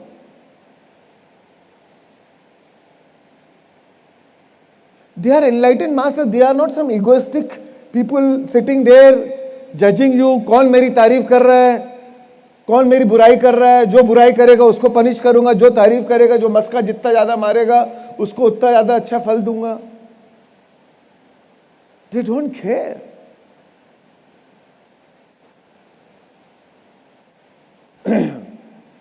Somebody asked one Swami, Guruji, अगर मैं मंत्र जपूंगा तो क्या मुझे भगवान दिखेंगे? तो that Swami was the enlightened master. हाँ, जरूर दिखेंगे. So he got excited. Wow! अगर दिखेंगे तो क्या वो मुझसे बात करेंगे, मेरे जैसे नॉर्मल इंसान से बात करेंगे? बोले हाँ हाँ जरूर करेंगे. तो फिर मुझे क्या बोलेंगे वो? तो बोलेंगे बेटा ध्यान कर.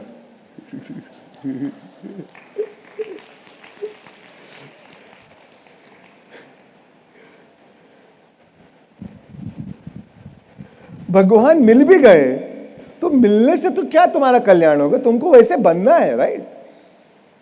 अगर आपको तेंदुलकर बनना है तो तेंदुलकर की पूजा करने से तेंदुलकर से नहीं बनोगे, या तेंदुलकर से मिलके तो तेंदुलकर नहीं बनोगे.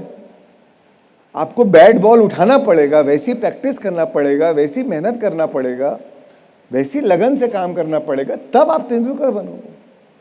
तो आपका लक्ष्य क्या है, आपका गोल क्या है?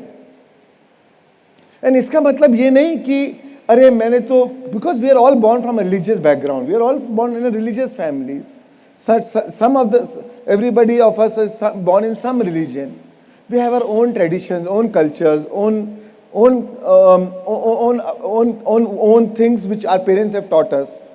We get even attached to that, right?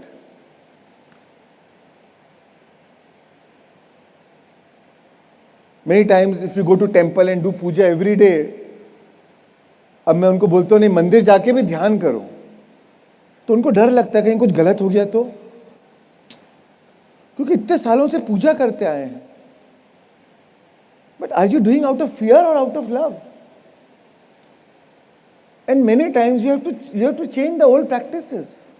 Class 3 में थे तो, but it had it own meaning at that time. Class 3 में थे तो क्लास 3 का टीचर अच्छा था, बट आप थोड़ी बोलते हो नहीं क्लास 3 में ये टीचर ने मुझे अच्छा पढ़ाया तो अब मैं क्लास 4 में जाऊंगा ही नहीं, क्लास 5 में जाऊंगा ही नहीं.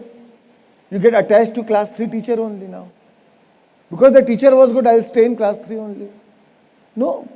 If you want to raise your consciousness furthermore, you have to go to what is the highest, what is the best technique. And we all have limited time. We don't have abundance of time. We are living in this 3-dimensional reality. You can't do everything, right? If you can do, then it's great. But we have limited time. तो अगर मेरे पास limited time है, तो मैं जो best है वो करूँ ना. It's a choice between good, better, best. If in a less time I can get the highest result, then obviously I choose that, right? That is what intelligence is.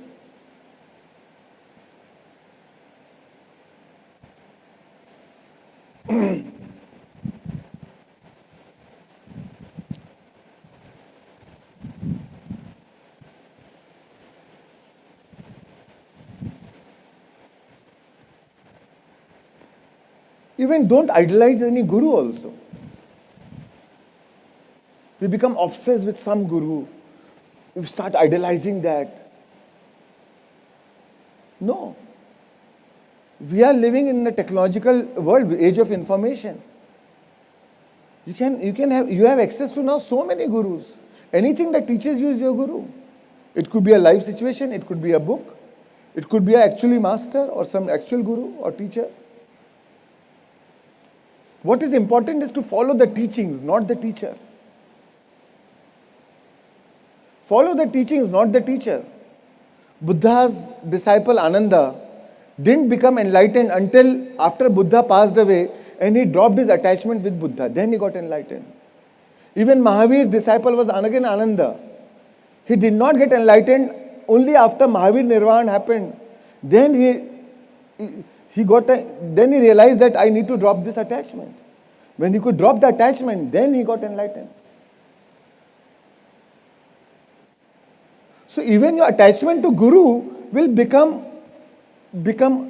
a roadblock to your journey somewhere. That's why follow the teachings, not the teacher. Learn from everyone, follow no one. Because your guru is the one who helps you to find your inner guru.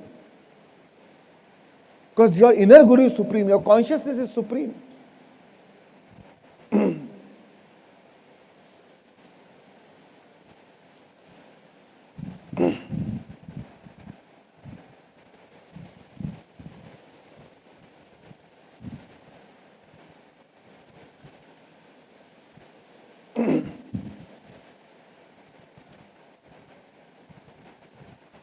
No matter how good your guru is, but how best his teaching is, but still it is a third person information.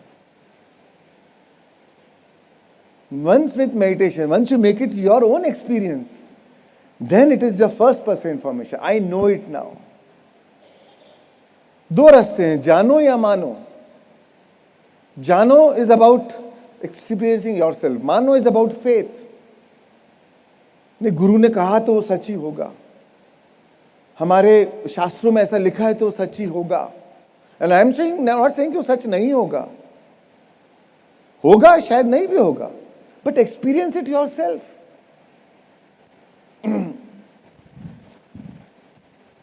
What if whatever the Guru told you was all wrong?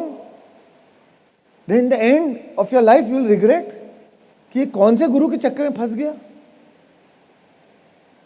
And आजकल तो हर type के गुरु मिलते हैं आपको. Imagine you have devoted all your life to one guru and पता लगा अरे guru is charged of some murder or rape and he is lying in jail. And you have spent 30 years giving your service to that guru. What a shock. That takes you into depression. So, have a scientific approach to spirituality. No matter what I am teaching you today, but unless you apply it in your life, unless you meditate, unless you experience your own consciousness, it can only be my experience, my interpretation of my experience. But you make it only yours with your experience. The proof is in the pudding. That is the proof.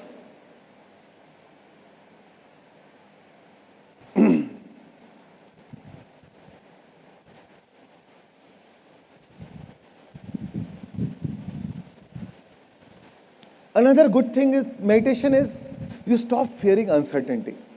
The biggest thing we fear is unknown, uncertain.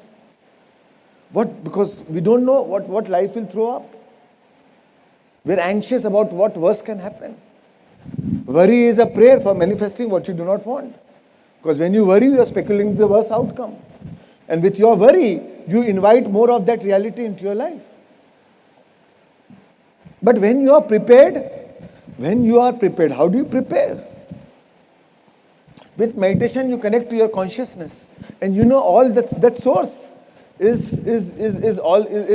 all the resource. Now you don't fear uncertainty.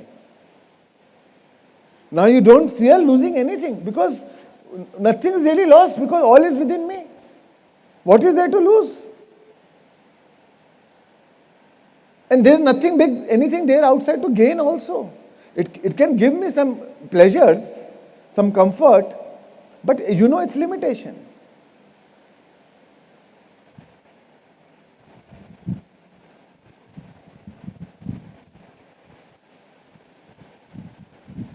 See, suppose a child and father, they are holding hands, they are passing through a jungle. Suddenly some wild animal comes in front of them.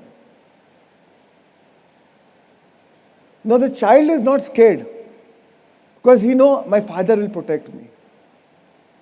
But the father is scared because he knows who will protect him.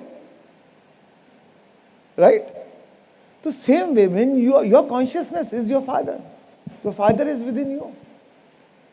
When your consciousness is your support, when you are holding on to your consciousness, you have nothing to fear.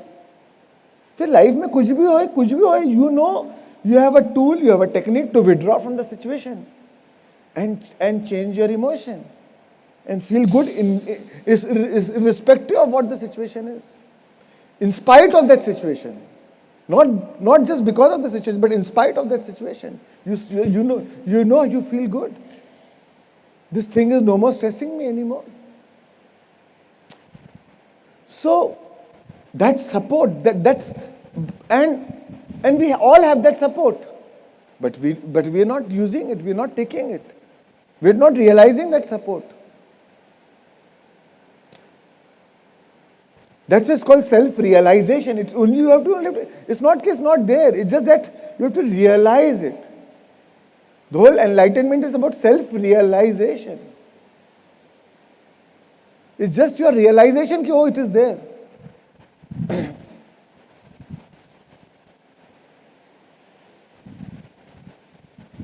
When you meditate, when you go into that emptiness state, that blankness state, that emptiness, that is when you come into the present moment. When you create that gap between two, We have the stream of thinking is always going, going, going.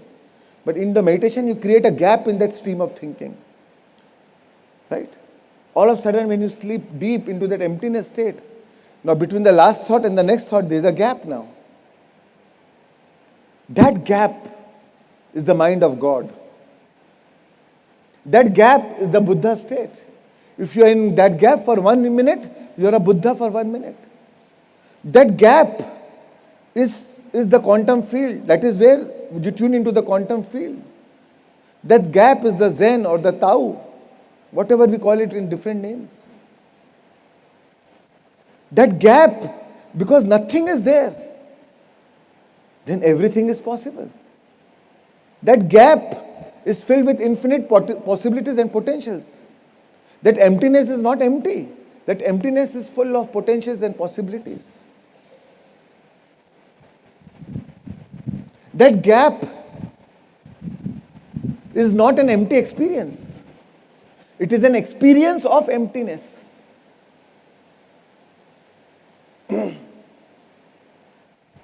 It is not an absence of experience. It is an experience of absence.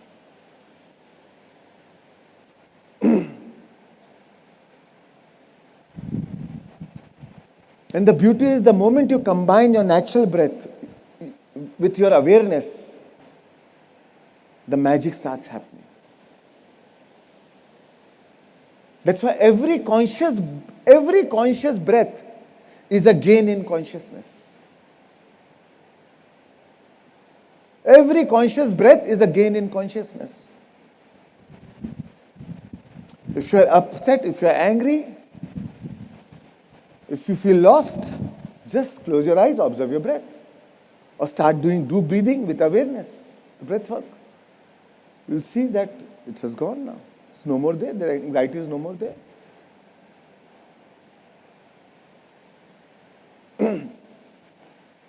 We talk about silence, but actually that emptiness is the true silence. That is the true stillness. That is the inner silence. So many times in a religion, and silence is good, but so many times we talk about silence and then we are communicating on your phone or WhatsApp or writing and communicating. The true silence is that inner stillness, that emptiness. That is the real silence. The real silence is the silence of the mind, not of the body. Yes, body stillness can help you, can assist you with that silence. And that silence isn't empty, it is full of answers.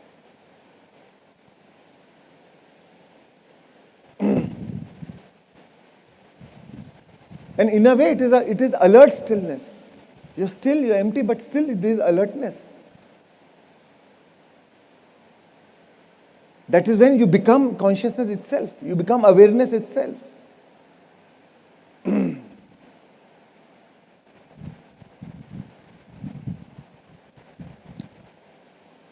that stillness, your meditation rigs the universe in your favor. The best edge you have against your competitor is if you are a meditator. Because whole the quantum field is now working for you. वो तो बेचारा अकेला लड़ रहा है. आपके साथ तो पूरा ब्रह्मांड आपके साथ में, पूरी सृष्टि आपके साथ में लगी हुई है, आपकी चाह को पूरा करने के लिए.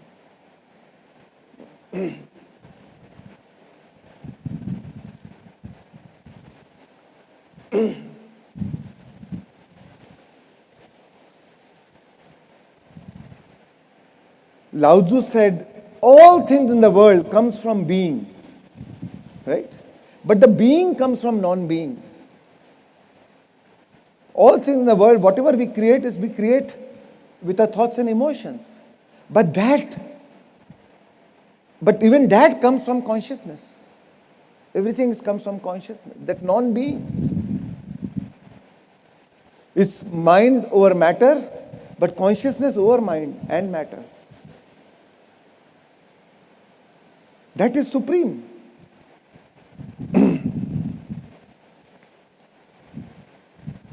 That is prime.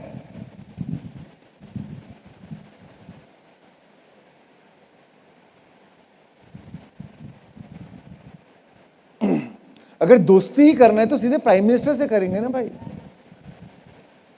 ये छोटे मोटे सरपंच वगैरह से क्या मिलेंगे यार, सीधे कॉन्शियसनेस से करेंगे ना, top man, top guy.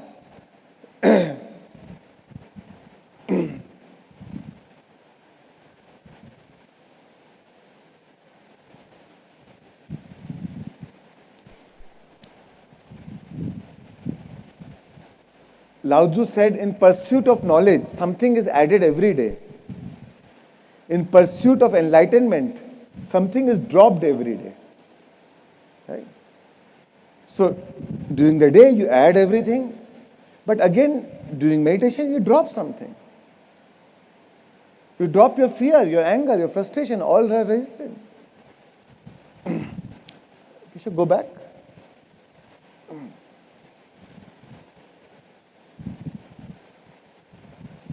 Take a break in 2 minutes. I'll just complete this slide and then we'll take a break.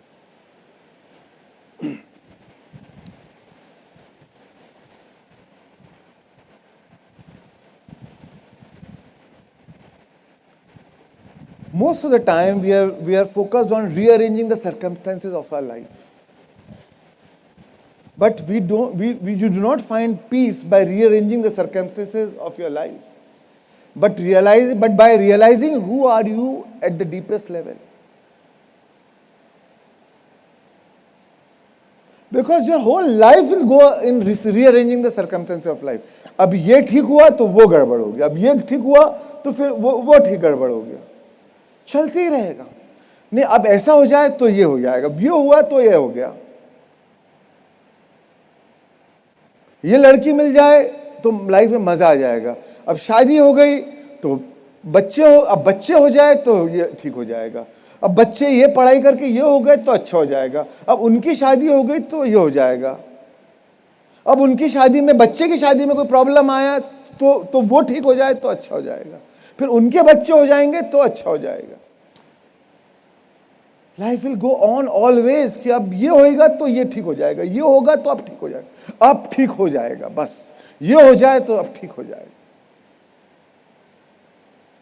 Whole life goes in waiting. You are as if you are in a waiting room. Waiting, पूरी जिंदगी बीत गई waiting room में।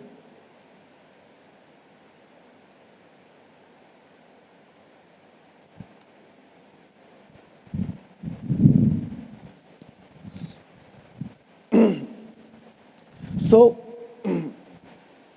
but do you find actual peace not by rearranging circumstances of life, but by realizing who are you at the deepest level? Because who you are at the deepest level is Satya Chitta Anand, is full wholeness, full completeness. That Brahmasmi, that is what you are. Om Tat Sat.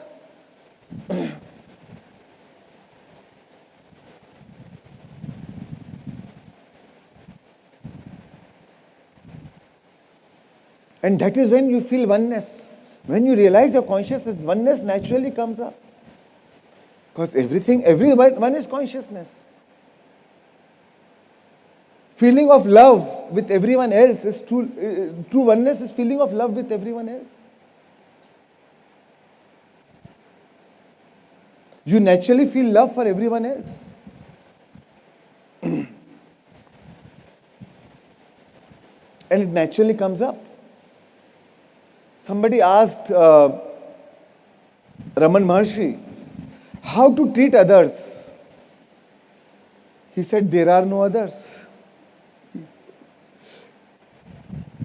There are no others. Everything is me.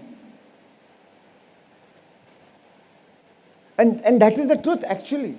Even this whole vast world is like this whole quantum field is like a mirror. Just reflecting back to you who you are. Reflecting back to you the contents of consciousness. This whole world is a mirror reflecting back to you.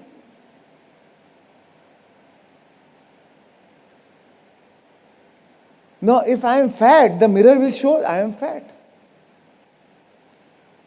If you are thin, the mirror will show you are thin. Same mirror.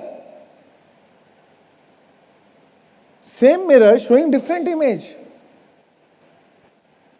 And one can fight Then the third person comes and fights.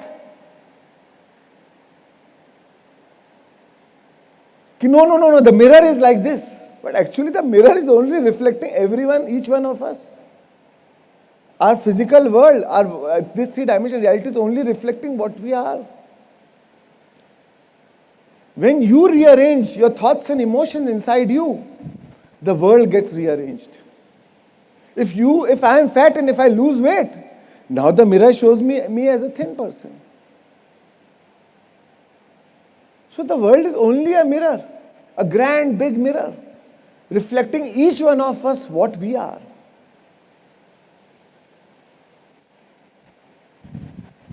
And we are trying to fix the mirror. A man was in a party, fully drunk. He was crossing the street, and he met with an accident. His face starts bleeding. Now he is fully drunk. He goes home, and he looks in the mirror. Oh my God, the mirror is bleeding. He puts Band-Aid on the mirror. Morning he gets up, and he realizes, oh my God, my face is bleeding. Then he sees the mirror, then he realizes how stupid I was. But that's what we are trying to do. Our whole life goes in fixing outside. Where all we need is to rearrange inside, fix ourselves inside. And then the world will reflect that. We lose all our power in fixing outside.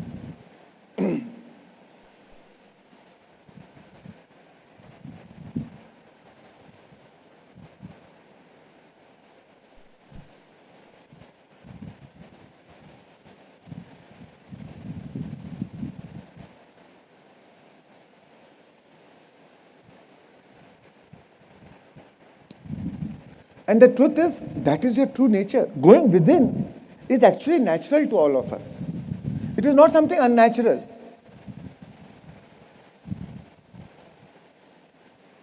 For a baby doesn't need training for breastfeeding. Training is required to go to the society. Not to go towards the source. Going towards the source. So all you need to drop that conditioning of going towards the society for everything, to fall outside for everything, is unnatural.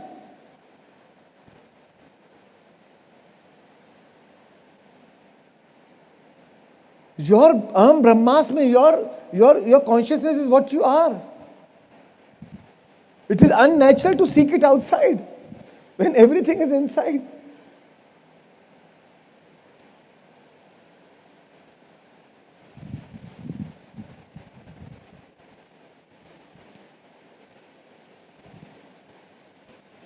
Jesus said, seek only the kingdom of God. He said the kingdom of heaven is within us, right?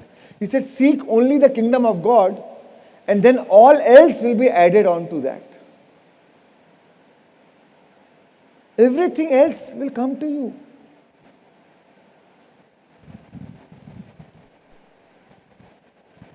But because the conditioning is so strong, that's why meditation feels difficult. But that is the paradox of meditation. It is something which is difficult to start. But once you start, it is difficult to stop.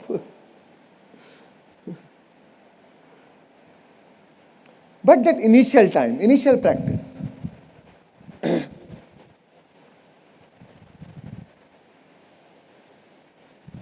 will give you a lot of clarity. See, if on a computer, if too many windows are open, right, the computer also slows down. So what do? You reboot your computer. So meditation is your reboot. Every day you reboot. You connect to your source and draw all the energy from your own source. When you draw energy from your own source, then you don't need to steal energy from anything outside. Otherwise, the whole day goes and the whole life goes in stealing energy from outside. And the most energy you steal from your most loved ones. From your mother, from your father, from your spouse, from your children, from your best friends. All the time you're stealing energy. Maybe later on I'll show one slide on how we steal energy from each other. But when you are complete within yourself, when we all need energy to survive. If I don't know how to get my energy from my own source, then I steal from others. But if I know how to get it from my own source, I don't need to steal anywhere outside. I don't need only. Why will I steal when I feel only when I am full of my own energy?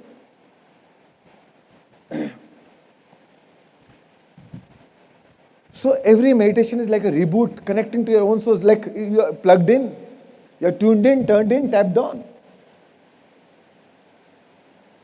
Plugging into your source and draw all the energy from your source. That is when you move from clutter to clarity.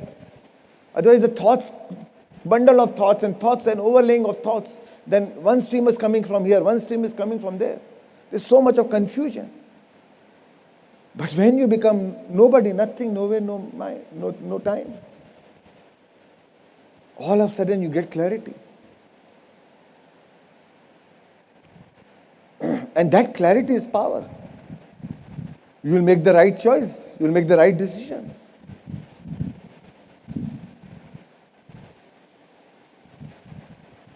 Google खोजे, Yahoo खोजे और खोजे Bing. कहत कबीर सुनो भाई साधो, you got to go within.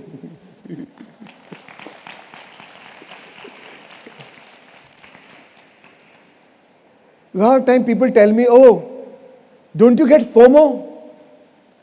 कई बार, I say, no, yaar, I'm sitting for meditation, you guys do it, then maybe I'll join you later, or I'm skipping this thing. He said, but we are all doing this thing, don't you get FOMO? I said, I don't get FOMO, I get FOME. I don't feel the missing, there's no fear of missing out. There's fear of missing in.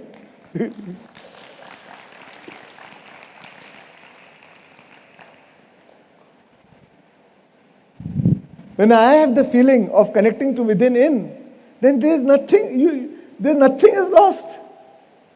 There is no FOMO. And actually when I don't do meditation, I am not even enjoying outside things the way I should enjoy, because I am getting foamy.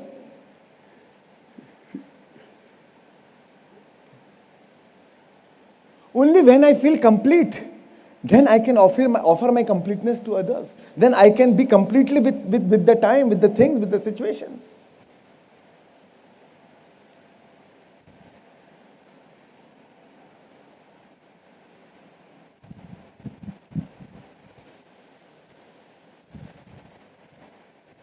A lot of time people say, I don't have time. Lao Tzu says time is a created thing. To say that you don't have time means you don't want to. It's simple as that. You'll always have time for what you prioritize. If you say, I don't have time, that means you don't want to, simple. If it is in your priority, you will do it, come what may.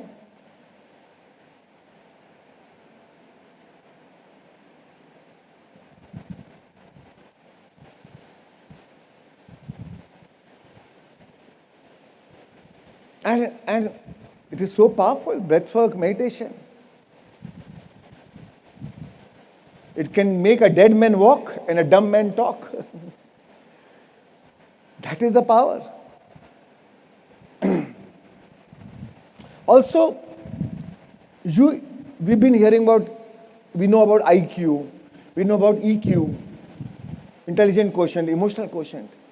Meditation also increases the adaptability quotient. AQ.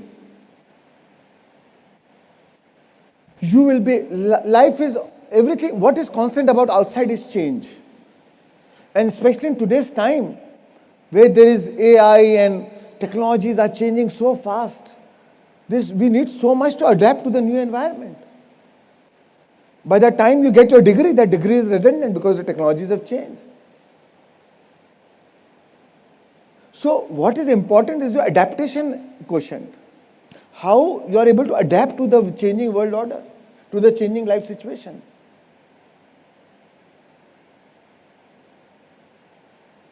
But when you know, I have something to always fall back on. One thing which is constant, which is not changing, is your consciousness.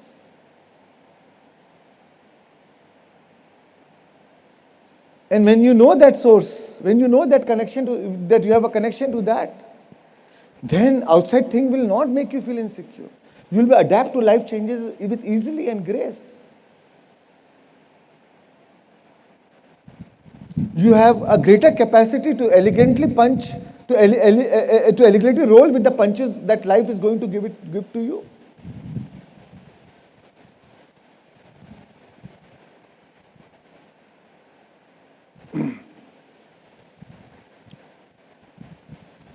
And the true test is actually how you face challenges. It's not important, it's not about how good a meditator you are. What's important is how good you face the challenges. How do you face challenges? How do you behave when you are given power in any capacity? Meditation actually gives you a lot of power. You will draw all the abundance, you will draw everything that you want will come to you. But that time when everything comes to you, I've seen personally who have even attended my workshops. They got all the abundance. They were thinking of earning, say, maybe 1 lakh. They started earning 10 lakhs a day. And that make them arrogant, change their vibration. They even left meditation. Then again the money was lost.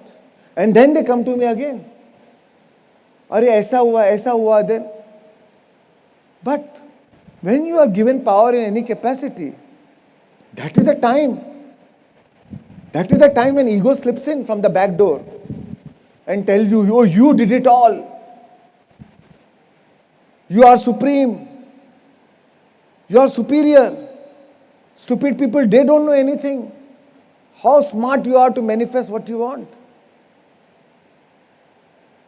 Ego loves to play. How can ego lose his identity? Ego wants to slip in somewhere from the back door.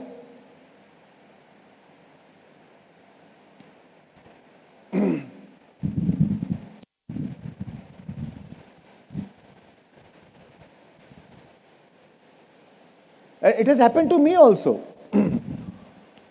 I had a goal that if I make so much money, then I will go, I'll take up my job. I wanted to teach always spirituality. Then I said, okay, I'll start teaching then. I made much more than what I even thought about it. I was trading in a commodity. I bought that commodity. I thought that, okay, this commodity price will go up maybe 50% this year.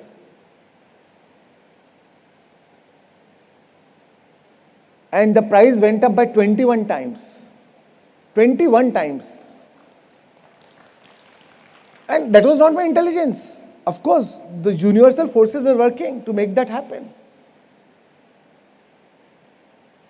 Now, I made all that money, became very popular throughout the country. Harvard sent this study group to study. It became a commodity which made the highest returns in the world in that year. So now people say, oh, you are the commodity king. I said, oh, I am the king. Now I want more money. I want to chase more things. Now I am known a king in this commodity. Now I want to be the king of all other commodities also. I started trading in all. I was anyways trading, but now I am taking more bigger positions. Now I got all the money that I wanted, much more than that, to now follow what was my desire, what was my passion, what will actually give me fulfillment. But the ego slept in. What a bigger office, bigger place, bigger staff, everything. Made bigger and bigger. Now competition.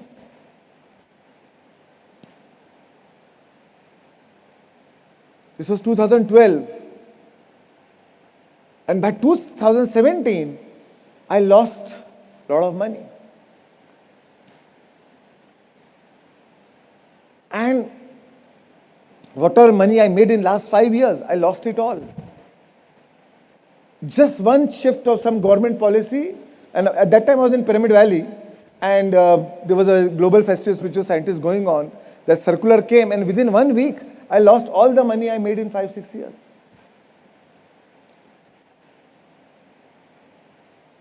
But in my meditation, I got the insight. Actually, I was happy about it. I got the insight. You didn't learn. The universe said, I gave you all the abundance. You said you will start teaching. But you didn't follow your path, your passion, your purpose. Until you were protecting your purpose, I was protecting you. When you protect your purpose protects you. But now you lost your purpose. All the more you lost your purpose. You were much better before you got the money. And now your vibration changed. And I was so thankful for that loss. That it gave me an insight. Otherwise my ego would have kept me blinded. It gave me insight. And then I started teaching.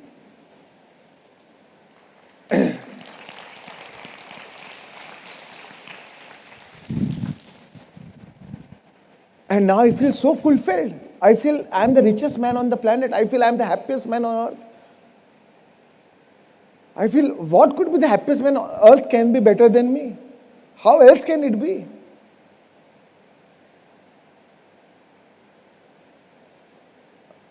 This is the heaven. How else can heaven be? So what I am trying to tell you is you will get all abundance. You will get all what you want. But that is the time to be aware, be alert. Let not the ego override your vibrations.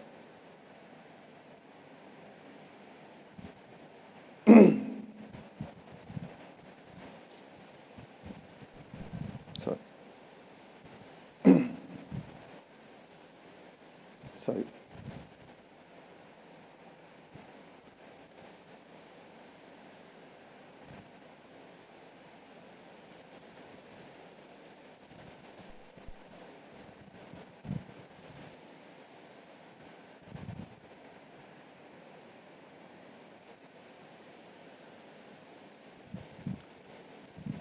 So it's a choice between fame, fortune or applause, or joy, peace and freedom. It's a choice between visible assets versus invisible assets. The whole world is focused on visible assets. But now we are aware, we are alert. We are alert on our invisible assets, our thoughts, our emotions. Those are your invisible assets. What is your inventory? Every night before sleeping, check your inventory. Your emotions. That is your inventory. What is your inventory of emotions? That which you are going to sleep.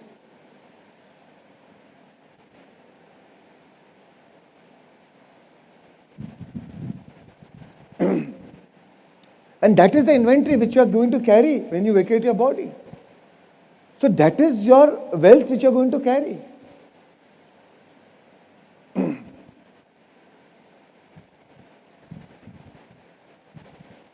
But a lot of time people choose suffering than that emptiness. I rather suffer, but I will not go within and find that emptiness and then the fullness.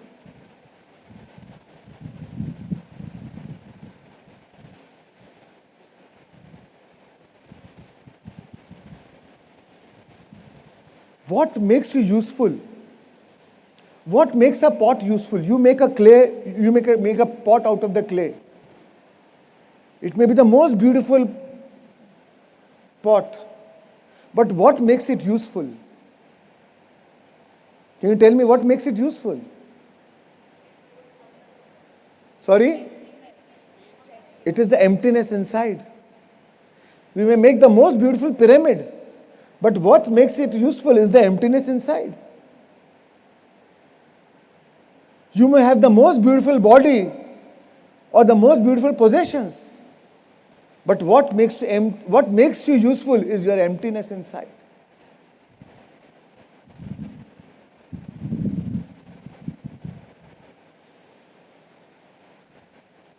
It is not your fullness, but your emptiness that makes you valuable.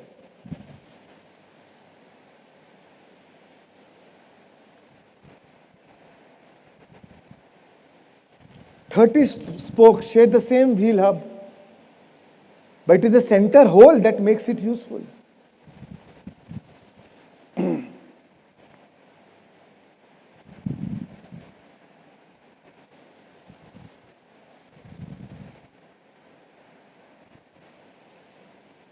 Profit will come from what is, but usefulness will come from what is not.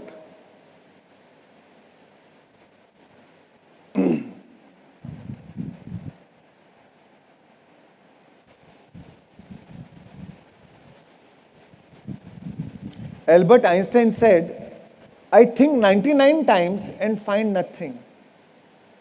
I stop thinking, swim in silence, and the truth comes to me.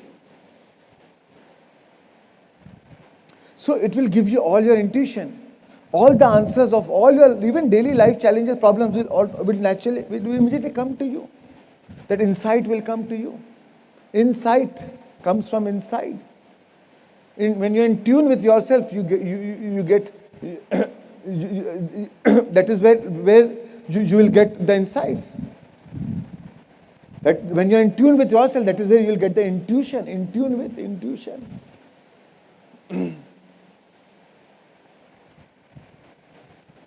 So friends, the actual key to growth, as Lao Tzu said, the key to growth is the introduction of higher dimensions of consciousness into our awareness. The key to growth is the introduction of higher dimensions of consciousness into our awareness. That's what meditation does. We become aware of those higher dimensions of consciousness in our awareness.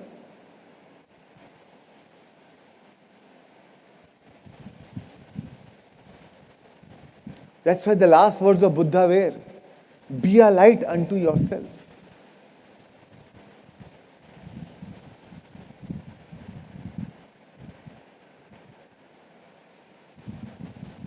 And take your inner being wherever you go. It's not separate from your material world or this three-dimensional reality. Take your inner being wherever you go. If you take your inner being to the party, it's gonna be good party.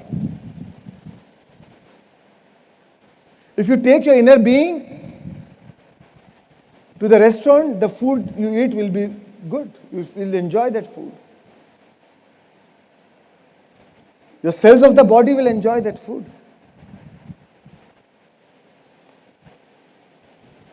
If you take your inner being to your office, every word that comes out of your mouth will be beneficial to everyone who is around you.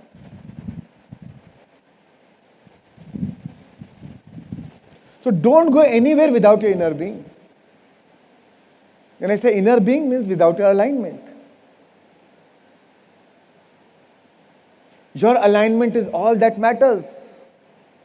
One in alignment is more powerful than millions who are not. So don't worry about, world में क्या हो रहा है, अब तो दुनिया ऐसी हो गई, वैसे हो गए, लोग ऐसे हो गए, इतना violence हो रहा है, इतना crime हो रहा. Your alignment is all that matters.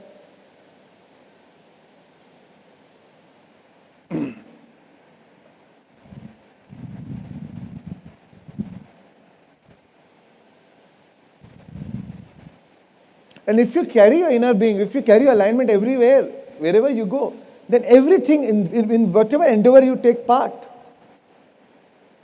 the law of attraction will make sure that everything goes on perfectly. It will orchestrate everything perfectly. All right, friends, so thank you so much. Thank you. We'll take a break, maybe for 20 minutes, and we'll come back at 1:35. We come back at 1:35 and then we'll break at 2 o'clock for lunch. Okay? Yeah. Or 2:15 for lunch. Chalega 2:15? Okay, 2:15 for lunch. After break, we'll go to the next topic, heart coherence. And then after lunch, I'll cover sowing the intention, the third step, fourth step, and fifth step. And then we'll do the meditation after the covering these topics, before we break in the evening. Right? Thank you. Thank you. Thank you so much. Thank you for your time. Thank you.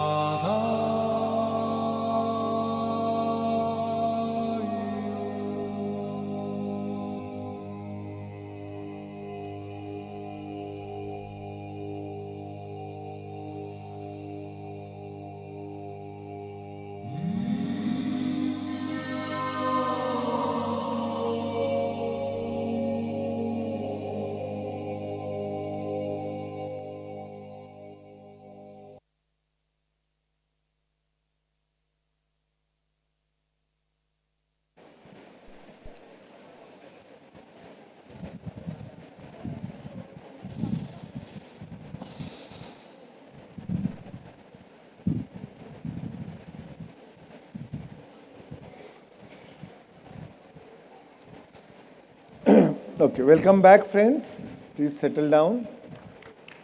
Thank you.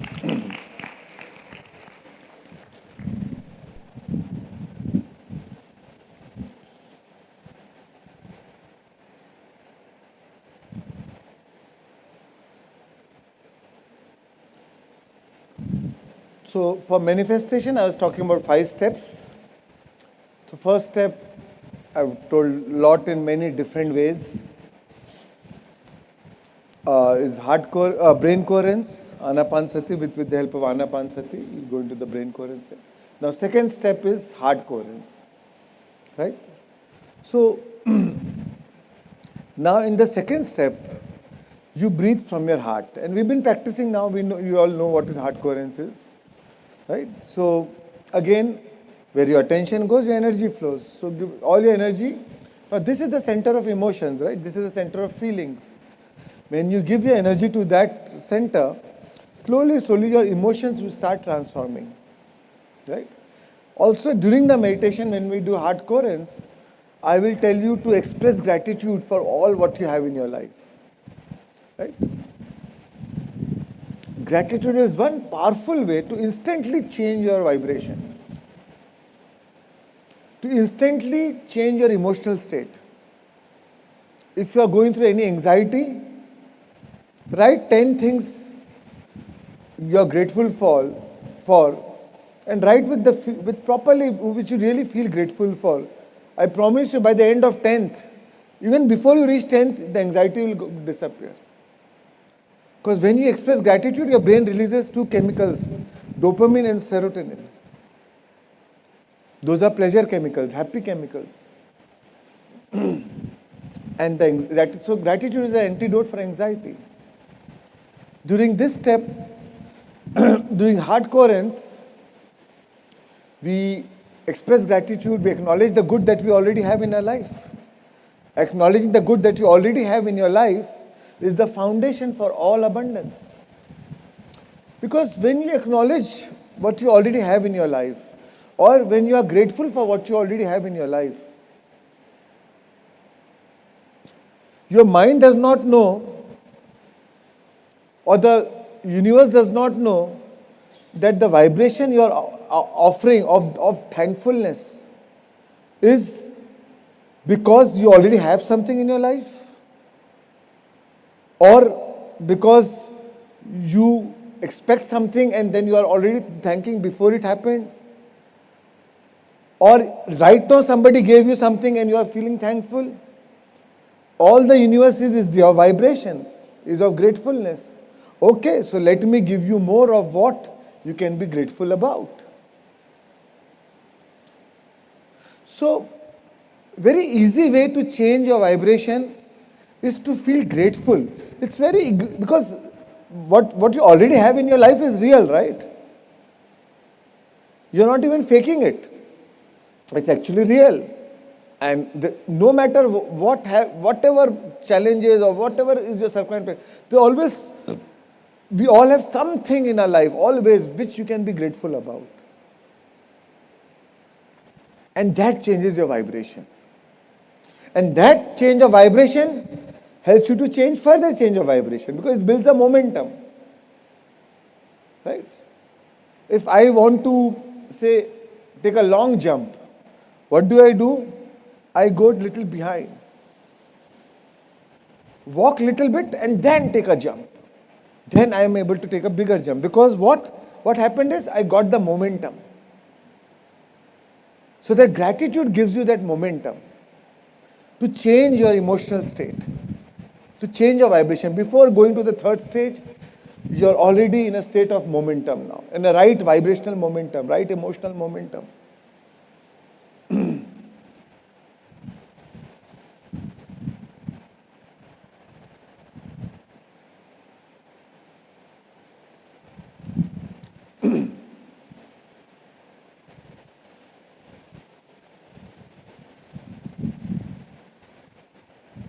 Now, for manifestation, there are 4 pillars for manifestation.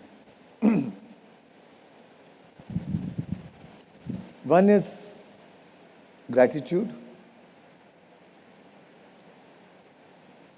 Being grateful for what already you have in your life. You don't manifest when you say, I hate this. My life is shit. Nobody values me. Nobody cares for me. My parents did this to me, that did to me. And I want something nice. Sorry, it won't work. Because your vibration is, you hate life. Oh, you hate? Universe says, okay, let me give you something more so that you hate more. So, that's why a grateful heart is a magnet for miracles. So you start with gratitude. So first step is gratitude.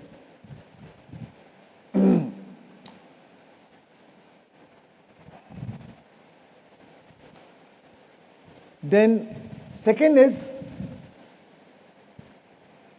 acceptance of the present moment. No matter whatever is your situation in your life, you accept the present moment, because acceptance means the moment you accept because you know that you create your own reality. The moment you accept the present moment, you empower yourself. Because now you feel, I created it, that means I also have the power to change it. So you empower it. And the moment you accept it, you drop the resistance. Otherwise, again, ego loves for you to resist the present moment. And what you resist, you persist. So acceptance of the present moment. Anything that you accept fully will take you into peace. No matter what the situation, the moment you accept it, if you come in the state of acceptance, you are at peace. So, acceptance of the present moment, right? That does not mean you cannot change that situation. But by accepting it, you are empowering yourself to change it. By rejecting it or by resisting it, you are disempowering yourself for the change. You disempower yourself. Because now by rejecting it, you are giving power to people, place, things, time, situations. But by accepting it, you are taking back the whole power to you. And with that same power now, you can change.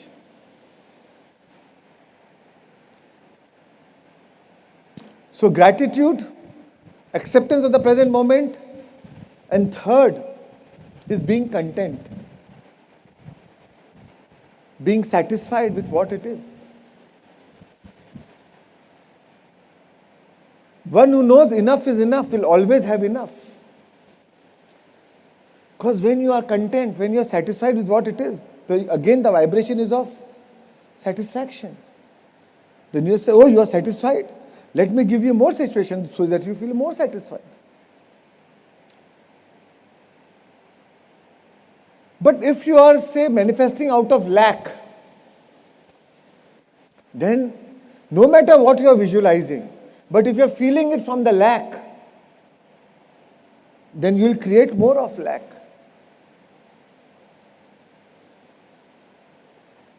If I have 1 crore, and if I want 10 crores, I feel the approach is, 1 crore is not good enough, it's not good, I need 9 more crores.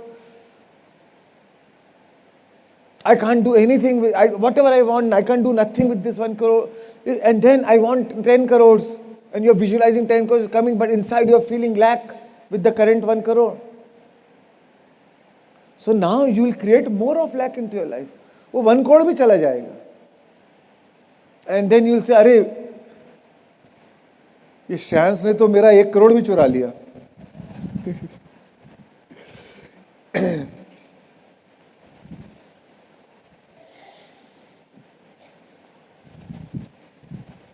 But that does not mean you cannot ask for 10 crores. Being content, being satisfied does not mean you cannot ask for more. But from what emotional state are you seeking for more? That is the difference. The difference is both ways you are asking for 10 crores. But from what emotional state, from what state of being you are asking for 10 crores? State of being satisfied and content with what I have and eager for more. Excited for more. Or discontent with what I have and I want more.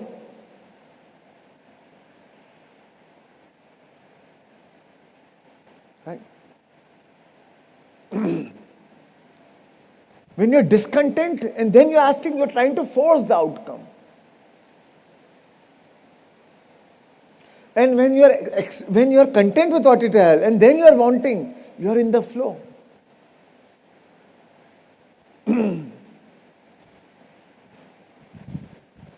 For example, say right now there are, say, 200 people in this workshop. Oh, I wanted 600 people to attend and I am angry and upset. Unnecessarily I am wasting my 5 days.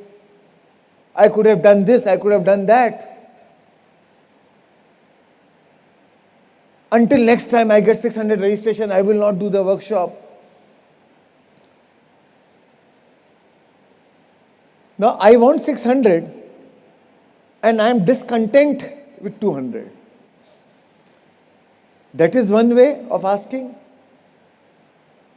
The another way is, wow, 200 people came.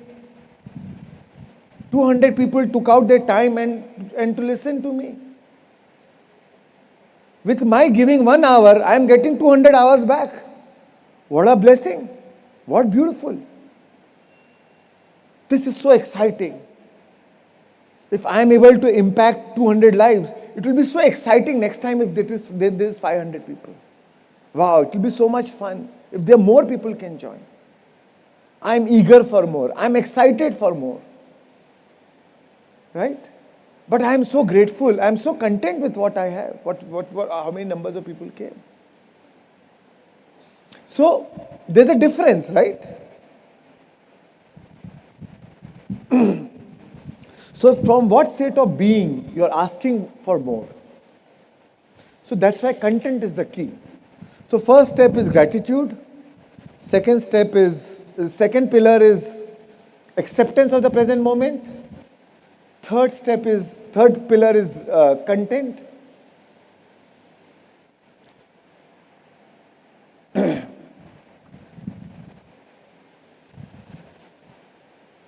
And fourth pillar is appreciation.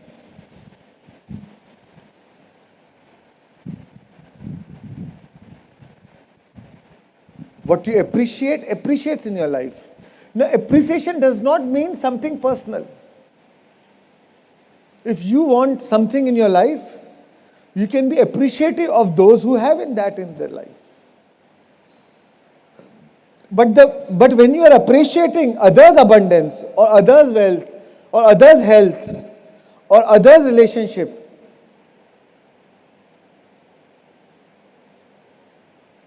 for example, say maybe I don't have a great relationship with my spouse, but I have a friend, a couple who are in a beautiful harmonious relationship with each other. But I am seeking to have a good relationship with my spouse. So in my second step, I can be appreciative of that relationship. How beautiful that relationship is. It will be amazing if me and my spouse also have the same relationship. Or you're not even going to the third step. You're just appreciating that relationship. It's so inspiring. What an understanding they have. Now the universe does not know that the vibration that you're offering of a beautiful relationship is in appreciation of somebody else or about your own. All it says is, oh, this is your vibration. Oh, so let me make your relationship better. Like this. Right? So, 4 pillars of manifestation is gratitude, acceptance of the present moment, content or satisfaction, and the 4th is appreciation. Can you share with each other and explain to each other? Any partner you can find next to each other and explain. This is very important. Before we go into visualization,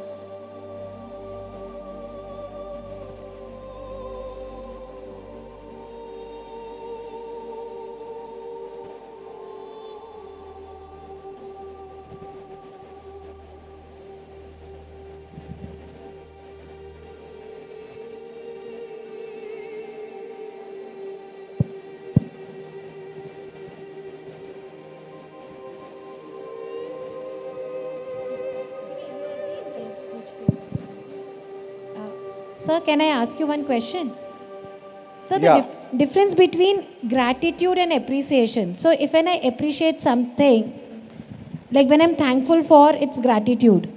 So isn't an appreciation It's very similar. it's very similar? But appreciation is also can be for something it is which you don't have. Gratitude is more. What you We have? use terminology. Gratitude is more in personal with you, Yeah. right? But appreciation could be anything, and you just appreciate it. Okay. I saw. I mean, you know how Ambani wedding was all over the place, right? I had a lot of friends who were like appreciative of the wedding, and there were so many who were like criticizing the wedding. Oh, this is so arrogant, this is such a show of money and this and that. And somebody say, oh wow, so beautiful. How traditionally they are doing, what a demonstration of Indian culture. So amazing. So instead of jealousy, for example. So it's a choice, right? But if you are condemning or criticizing, that means now if I'm criticizing or condemning Ambani wedding, now the vibration I'm offering is, oh, I condemn abundance, I am criticizing it, right? Now the vibration what I'm offering to the universe does not know whether my criticism is in relation with something else or about my own life. All the universe knows is your criticism or condemnation. Okay. So by condemning or criticizing, I am actually blocking my own well-being and my own flow of abundance. So one can But be even though now I'm not grateful for that wedding, right? I'm not feeling, there's no feeling of gratitude for that wedding. But there could be a feeling of appreciation for that wedding. Right? And what you appreciate, appreciates in your life. Right? So one can be appreciative of the competitor also. Of course. In fact, when you understand this, then there's no competition, there's only cooperation. When you know that the universe is everything in abundance, then what is there? Competition can be an inspiration. Right? So indirectly when you appreciate the competitor also, so you're bringing that appreciation into your life. Of course. Of course. Thank you so much. When you tune into the virtue of others, you tune into your own goodness. When you tune into others' goodness, actually you are tuning into your own goodness. And you activate more of that goodness in your life. Right? When you appreciate the aspects of others, you increase that aspects in your own life.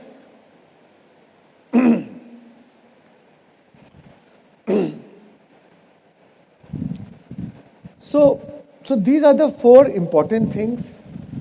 How many of you seen the movie The Secret? A lot of you, right? How many of you tried applying that movie earlier and manifested what you want in your life? Nice. How many of you tried applying that movie principles in your life but could not manifest what you want in your life? Right. Few of you, right? So what happened? See, a lot of times, a lot of these visualization techniques or creative visual, and the techniques are all right. But they are not teaching you to first be ready for that visualization. They just tell you, close your eyes, visualize and emotionalize. But मेरे को यहाँ सुबह शाम अभी मैं खाने पीने के लाने पड़े हैं. Now how do I visualize abundance? वो feeling ही नहीं आएगी. And then visualization is a double-edged sword. If I am visualizing it with lack, I draw more of lack.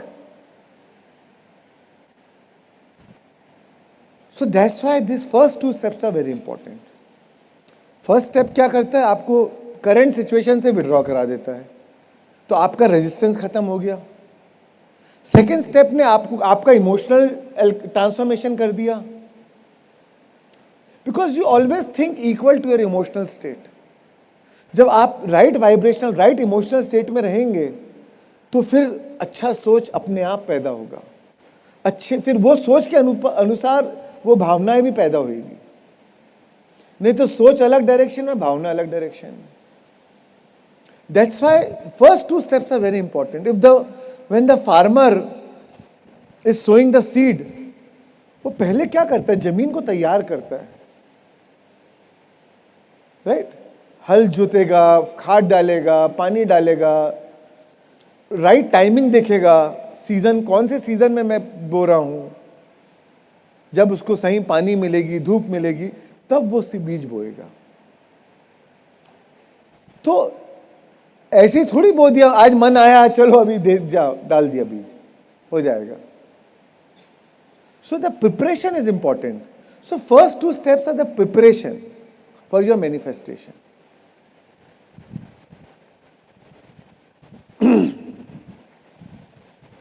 Because you always see things from your vantage point. From in what emotional state are you standing right now, you will see things from that. Accordingly, you will see things. Right? You don't see things as they are. You see things as you are. You cannot see things beyond your vibrational limits from where you are standing.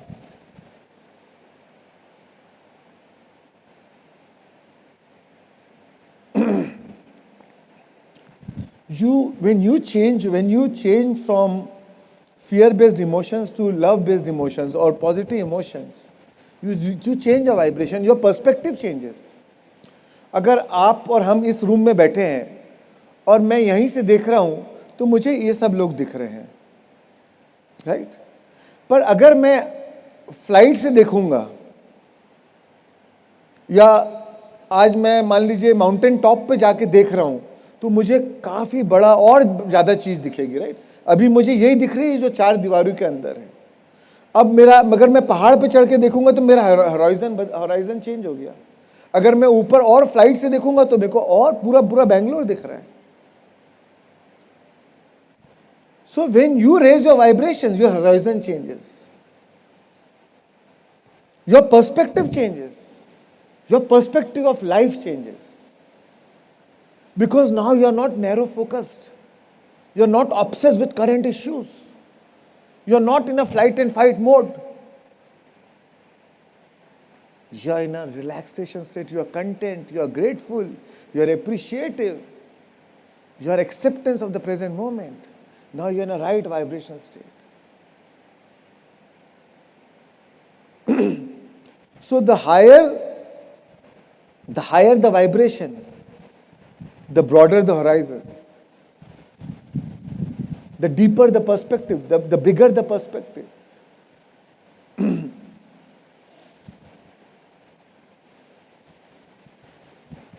And your heart, why we focus on the heart? Because your heart is the center of creativity. It is the center for love. It is the center for wholeness. It is where our divinity begins.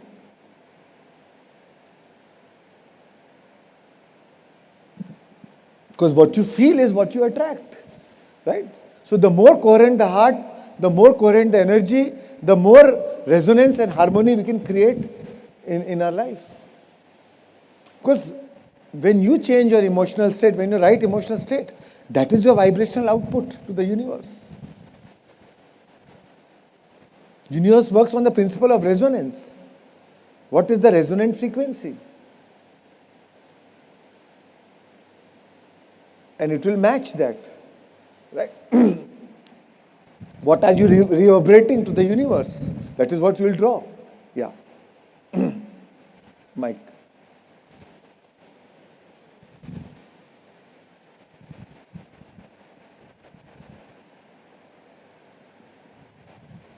And I'll also tell you one thing.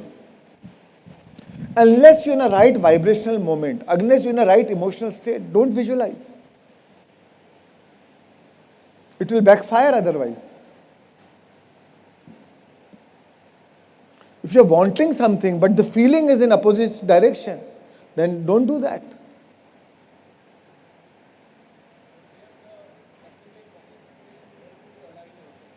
Yeah, all tools, different tools. And then you can see now what works best for you.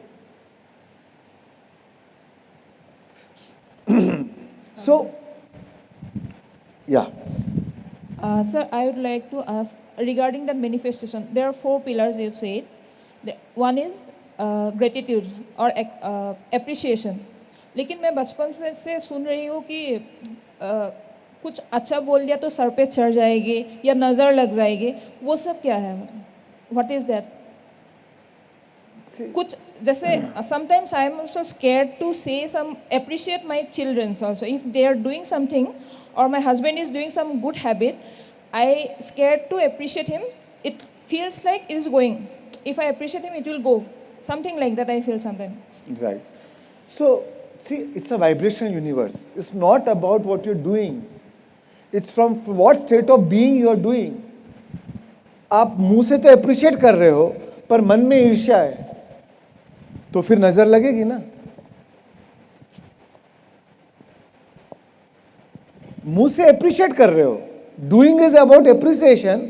But being is about jealousy. But for the But if you are in alignment, you are appreciating, and from the heart also you are genuinely appreciative.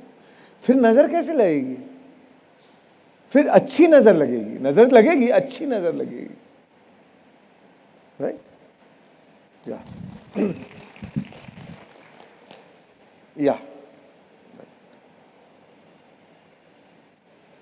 And दूसरी चीज सिर्फ आपके ऊपर नहीं है नजर कैसी लगेगी या नहीं लगेगी. मेरा वाइब्रेशन अगर इररिस्पेक्टिव ऑफ आप किस नजर से देख रहे हो, अगर मेरा वाइब्रेशन अच्छा है तो वो, अगर वाइब्रेशनल मैच नहीं है तो नजर होगी नहीं. अगर आपका नजरिया मेरे प्रति मान लीजिए जेलसी का है और मेरा खुद का इमोशनल वाइब्रेशन लो है और आई एम वरीड, अरे कहीं मेरे को लोगों की नजर लग गई तो by obsessing about it or by feeling or by fearing about it, I'm inviting that reality into my life. So वो vibrational match हो गया तो नजर लग जाएगी. But अगर if you are in a good vibrational state, doesn't matter कोई क्या बोले क्या नहीं बोले, क्या सोचे क्या नहीं सोचे, doesn't matter to you.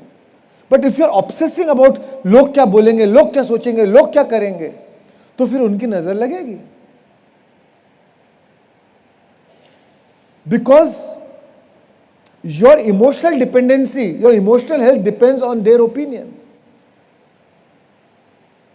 And care about what others think of you, you will always be their prisoners. फिर तो आप उनके बंधक बन के जिंदगी जी रहे हो. वो बोलेंगे अच्छा तो आप नाचेंगे, वो बोलेंगे बुरा तो आप रोने लग गए. तो आप तो उनके ओपिनियन के बंधक हो. सबसे बड़ा रोग क्या कहेंगे लोग, right?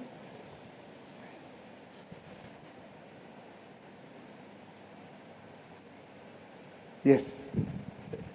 Good morning, Master and friends. My question is, being content make us feel comfortable with our current status, current level, and desire take it forward. And how to balance between being content and keep stepping forward.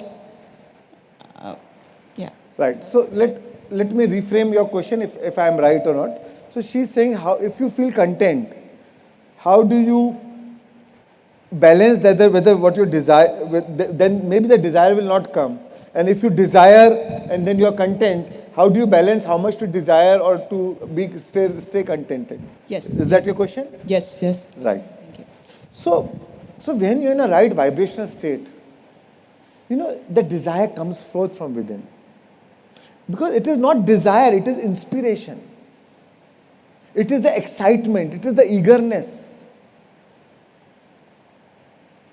When it is from the state of content, then it is the eagerness, the excitement.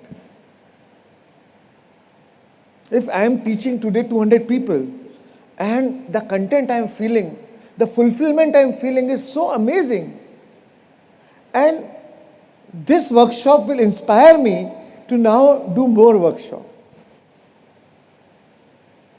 Because I'm chasing this now. I know what fulfillment it feels. Nobody does for others. You only do for yourself. If you think I am doing for you, I am not doing for you. I am doing it because by doing this, it gives me fulfillment. It gives me joy. So actually, I am doing only for myself. The day it stops giving me fulfillment, I'll say, मेरे को नहीं करना है भाई. भाड़ में जाए तुम्हारा enlightenment.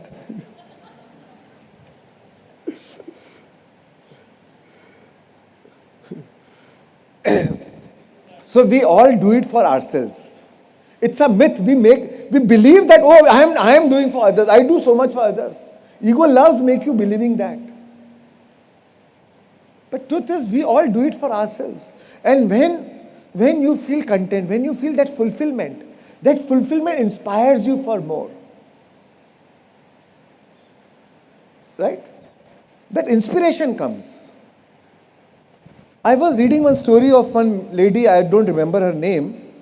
She lost her foot by falling from a train. उसका एक पाँव कट गया. I don't remember her name.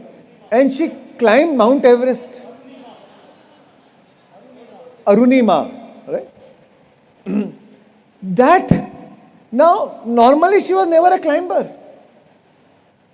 Now, क्योंकि उसका पाँव कट गया, that tragedy or that whatever we call that contrasting situation, it inspired, the inspiration come कि अब मैं Mount Everest चढ़ूंगी. And she did it.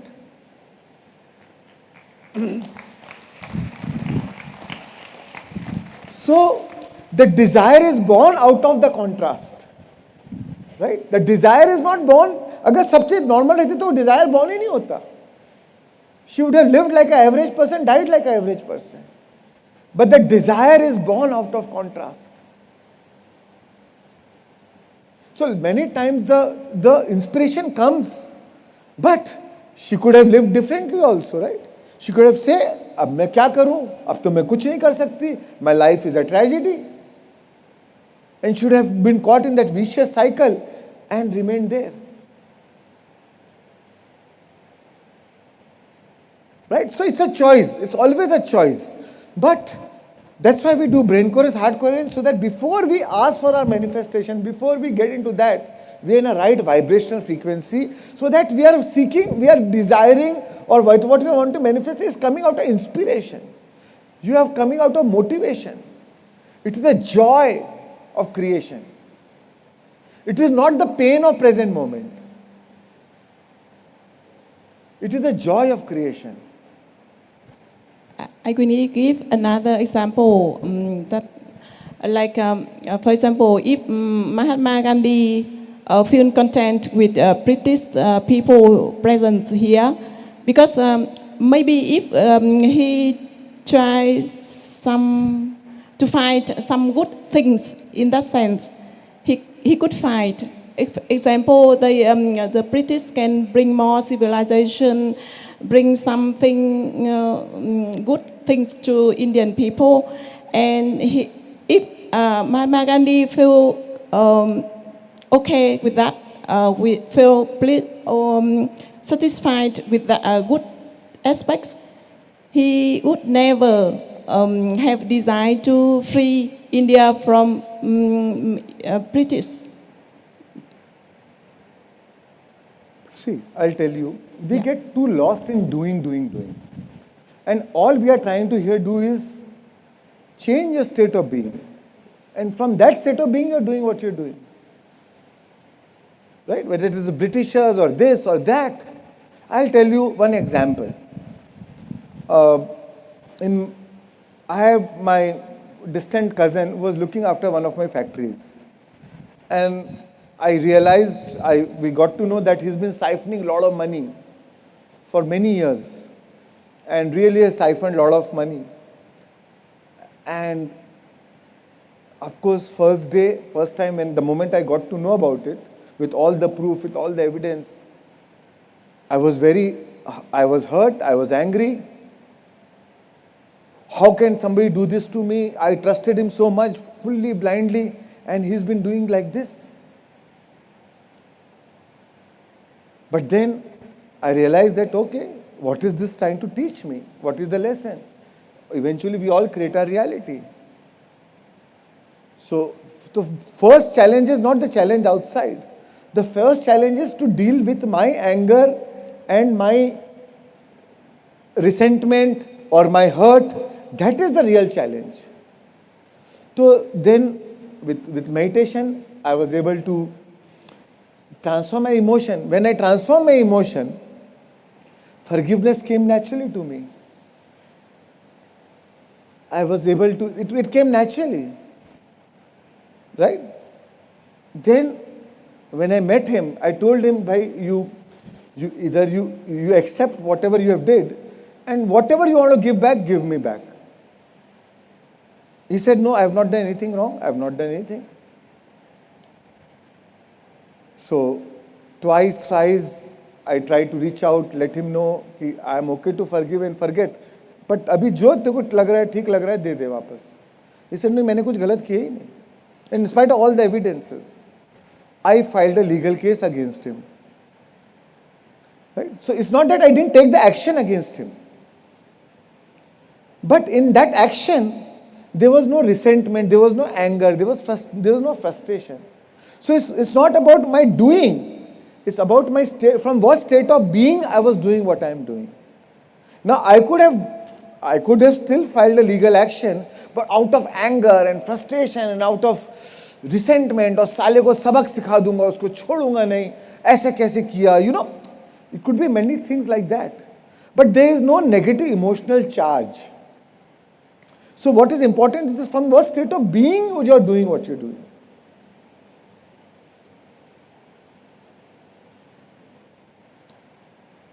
In my mind, I was ready to settle for a very less amount. Finally, I won the case. I got the court order. More than 10, 12 times more than what I actually thought I will get, which I was ready to settle in. क्योंकि ऐसा लगता है ना यार, गया हुआ पैसा अब क्या वापस आएगा, जो आ रहा है ठीक है. But universe had a better plan, and when you do it from the right state of being, the universe has its own way of rewarding you magically. So for me that money felt like a bonus. तो मेरे को ये लगा कि यार ये pyramid valley के लिए आया है, ये मेरे लिए आया ही नहीं, क्योंकि जो जाना था तो जा चुका था, मैंने तो उसका अकाउंट फॉर किया ही नहीं था. ये तो एडिशनल बोनस इतना सारा आ गया. तो universe has its own plan. So what is important is from what state of being you are doing what you are doing. We know the story of Kurukshetra, right? Arjun and Krishna. It's not, Krishna didn't say कि आप fight मत करो. But from what state of being are you fighting? That is important. He gave all that wisdom to to give him the right perspective so that he has the right state of being. And then doing what you are doing. Right? Thank you. So these first two steps are important to change your right vibrational state. And maybe you feel so content that you don't even desire anything, which is also fine. कोई desire, अब कोई desire भी नहीं बची. You feel so whole, so content, which is also fine. But then, universe doesn't work like that. Universe say, oh, you feel so content, let me give you more so that you feel all the more content. वो बिन मांगे देगा आपको. शायद Dzire से तो आप 2 रुपए मांगते, यूनिवर्स देख रहा है आपका वाइब्रेशन तो 10 रुपए का है, मैं तो 10 दूंगा. अब बिन मांगे मिल रहा है.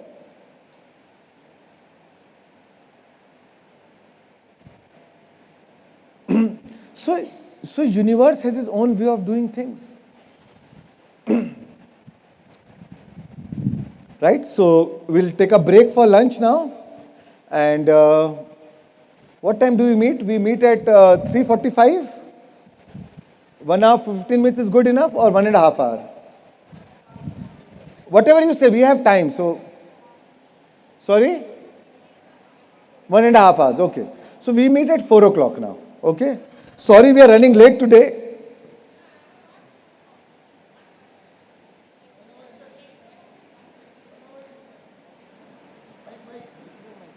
We'll take one last question quickly.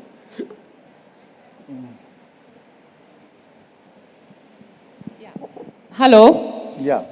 So you mentioned about 4 pillars of manifestation, okay? I have that 4 pillars of manifestation. In my life, I'm following that till now, okay? I want to know what is the relation of this manifestation to the state of mind, okay? If it is directly proportional, then why is my state of mind fluctuating a little and I feel I have to get into meditation? Right. So, see, we are living in this worldly things, right? World of things with all issues, challenges, all our conditionings, right? So you think equal to your emotional state. Now, even though you are feeling this 4, but there are many other issues underlining things which may be frozen memories or buried under the carpet. You may not realizing it. But that is influencing your thought patterns. That is influencing imbalances in your mental tranquility or peace, right? So all these are steps, right? That's why we do meditation. With meditation, we don't care क्या होगा, क्या buried है, क्या issue है, क्या नहीं. वो जो आएगा, वो पिघल जाएगा. जो भी होगा, वो पिघल जाएगा. That's why we first do the first step. That is first mental stability, bring peace, bring relaxation, drop resistance. Then we go to the second step, right? So it's very scientific, and if you follow it, then you'll say, then the third step becomes fun. And when I talk more about third step, you'll again get a lot of clarity. So we'll go very deep today in the third step, properly. I'll try my best to clear all your doubts about manifestation. And we meet again at 4 o'clock then, right? So thank you, friends. Thank you so much. See you soon.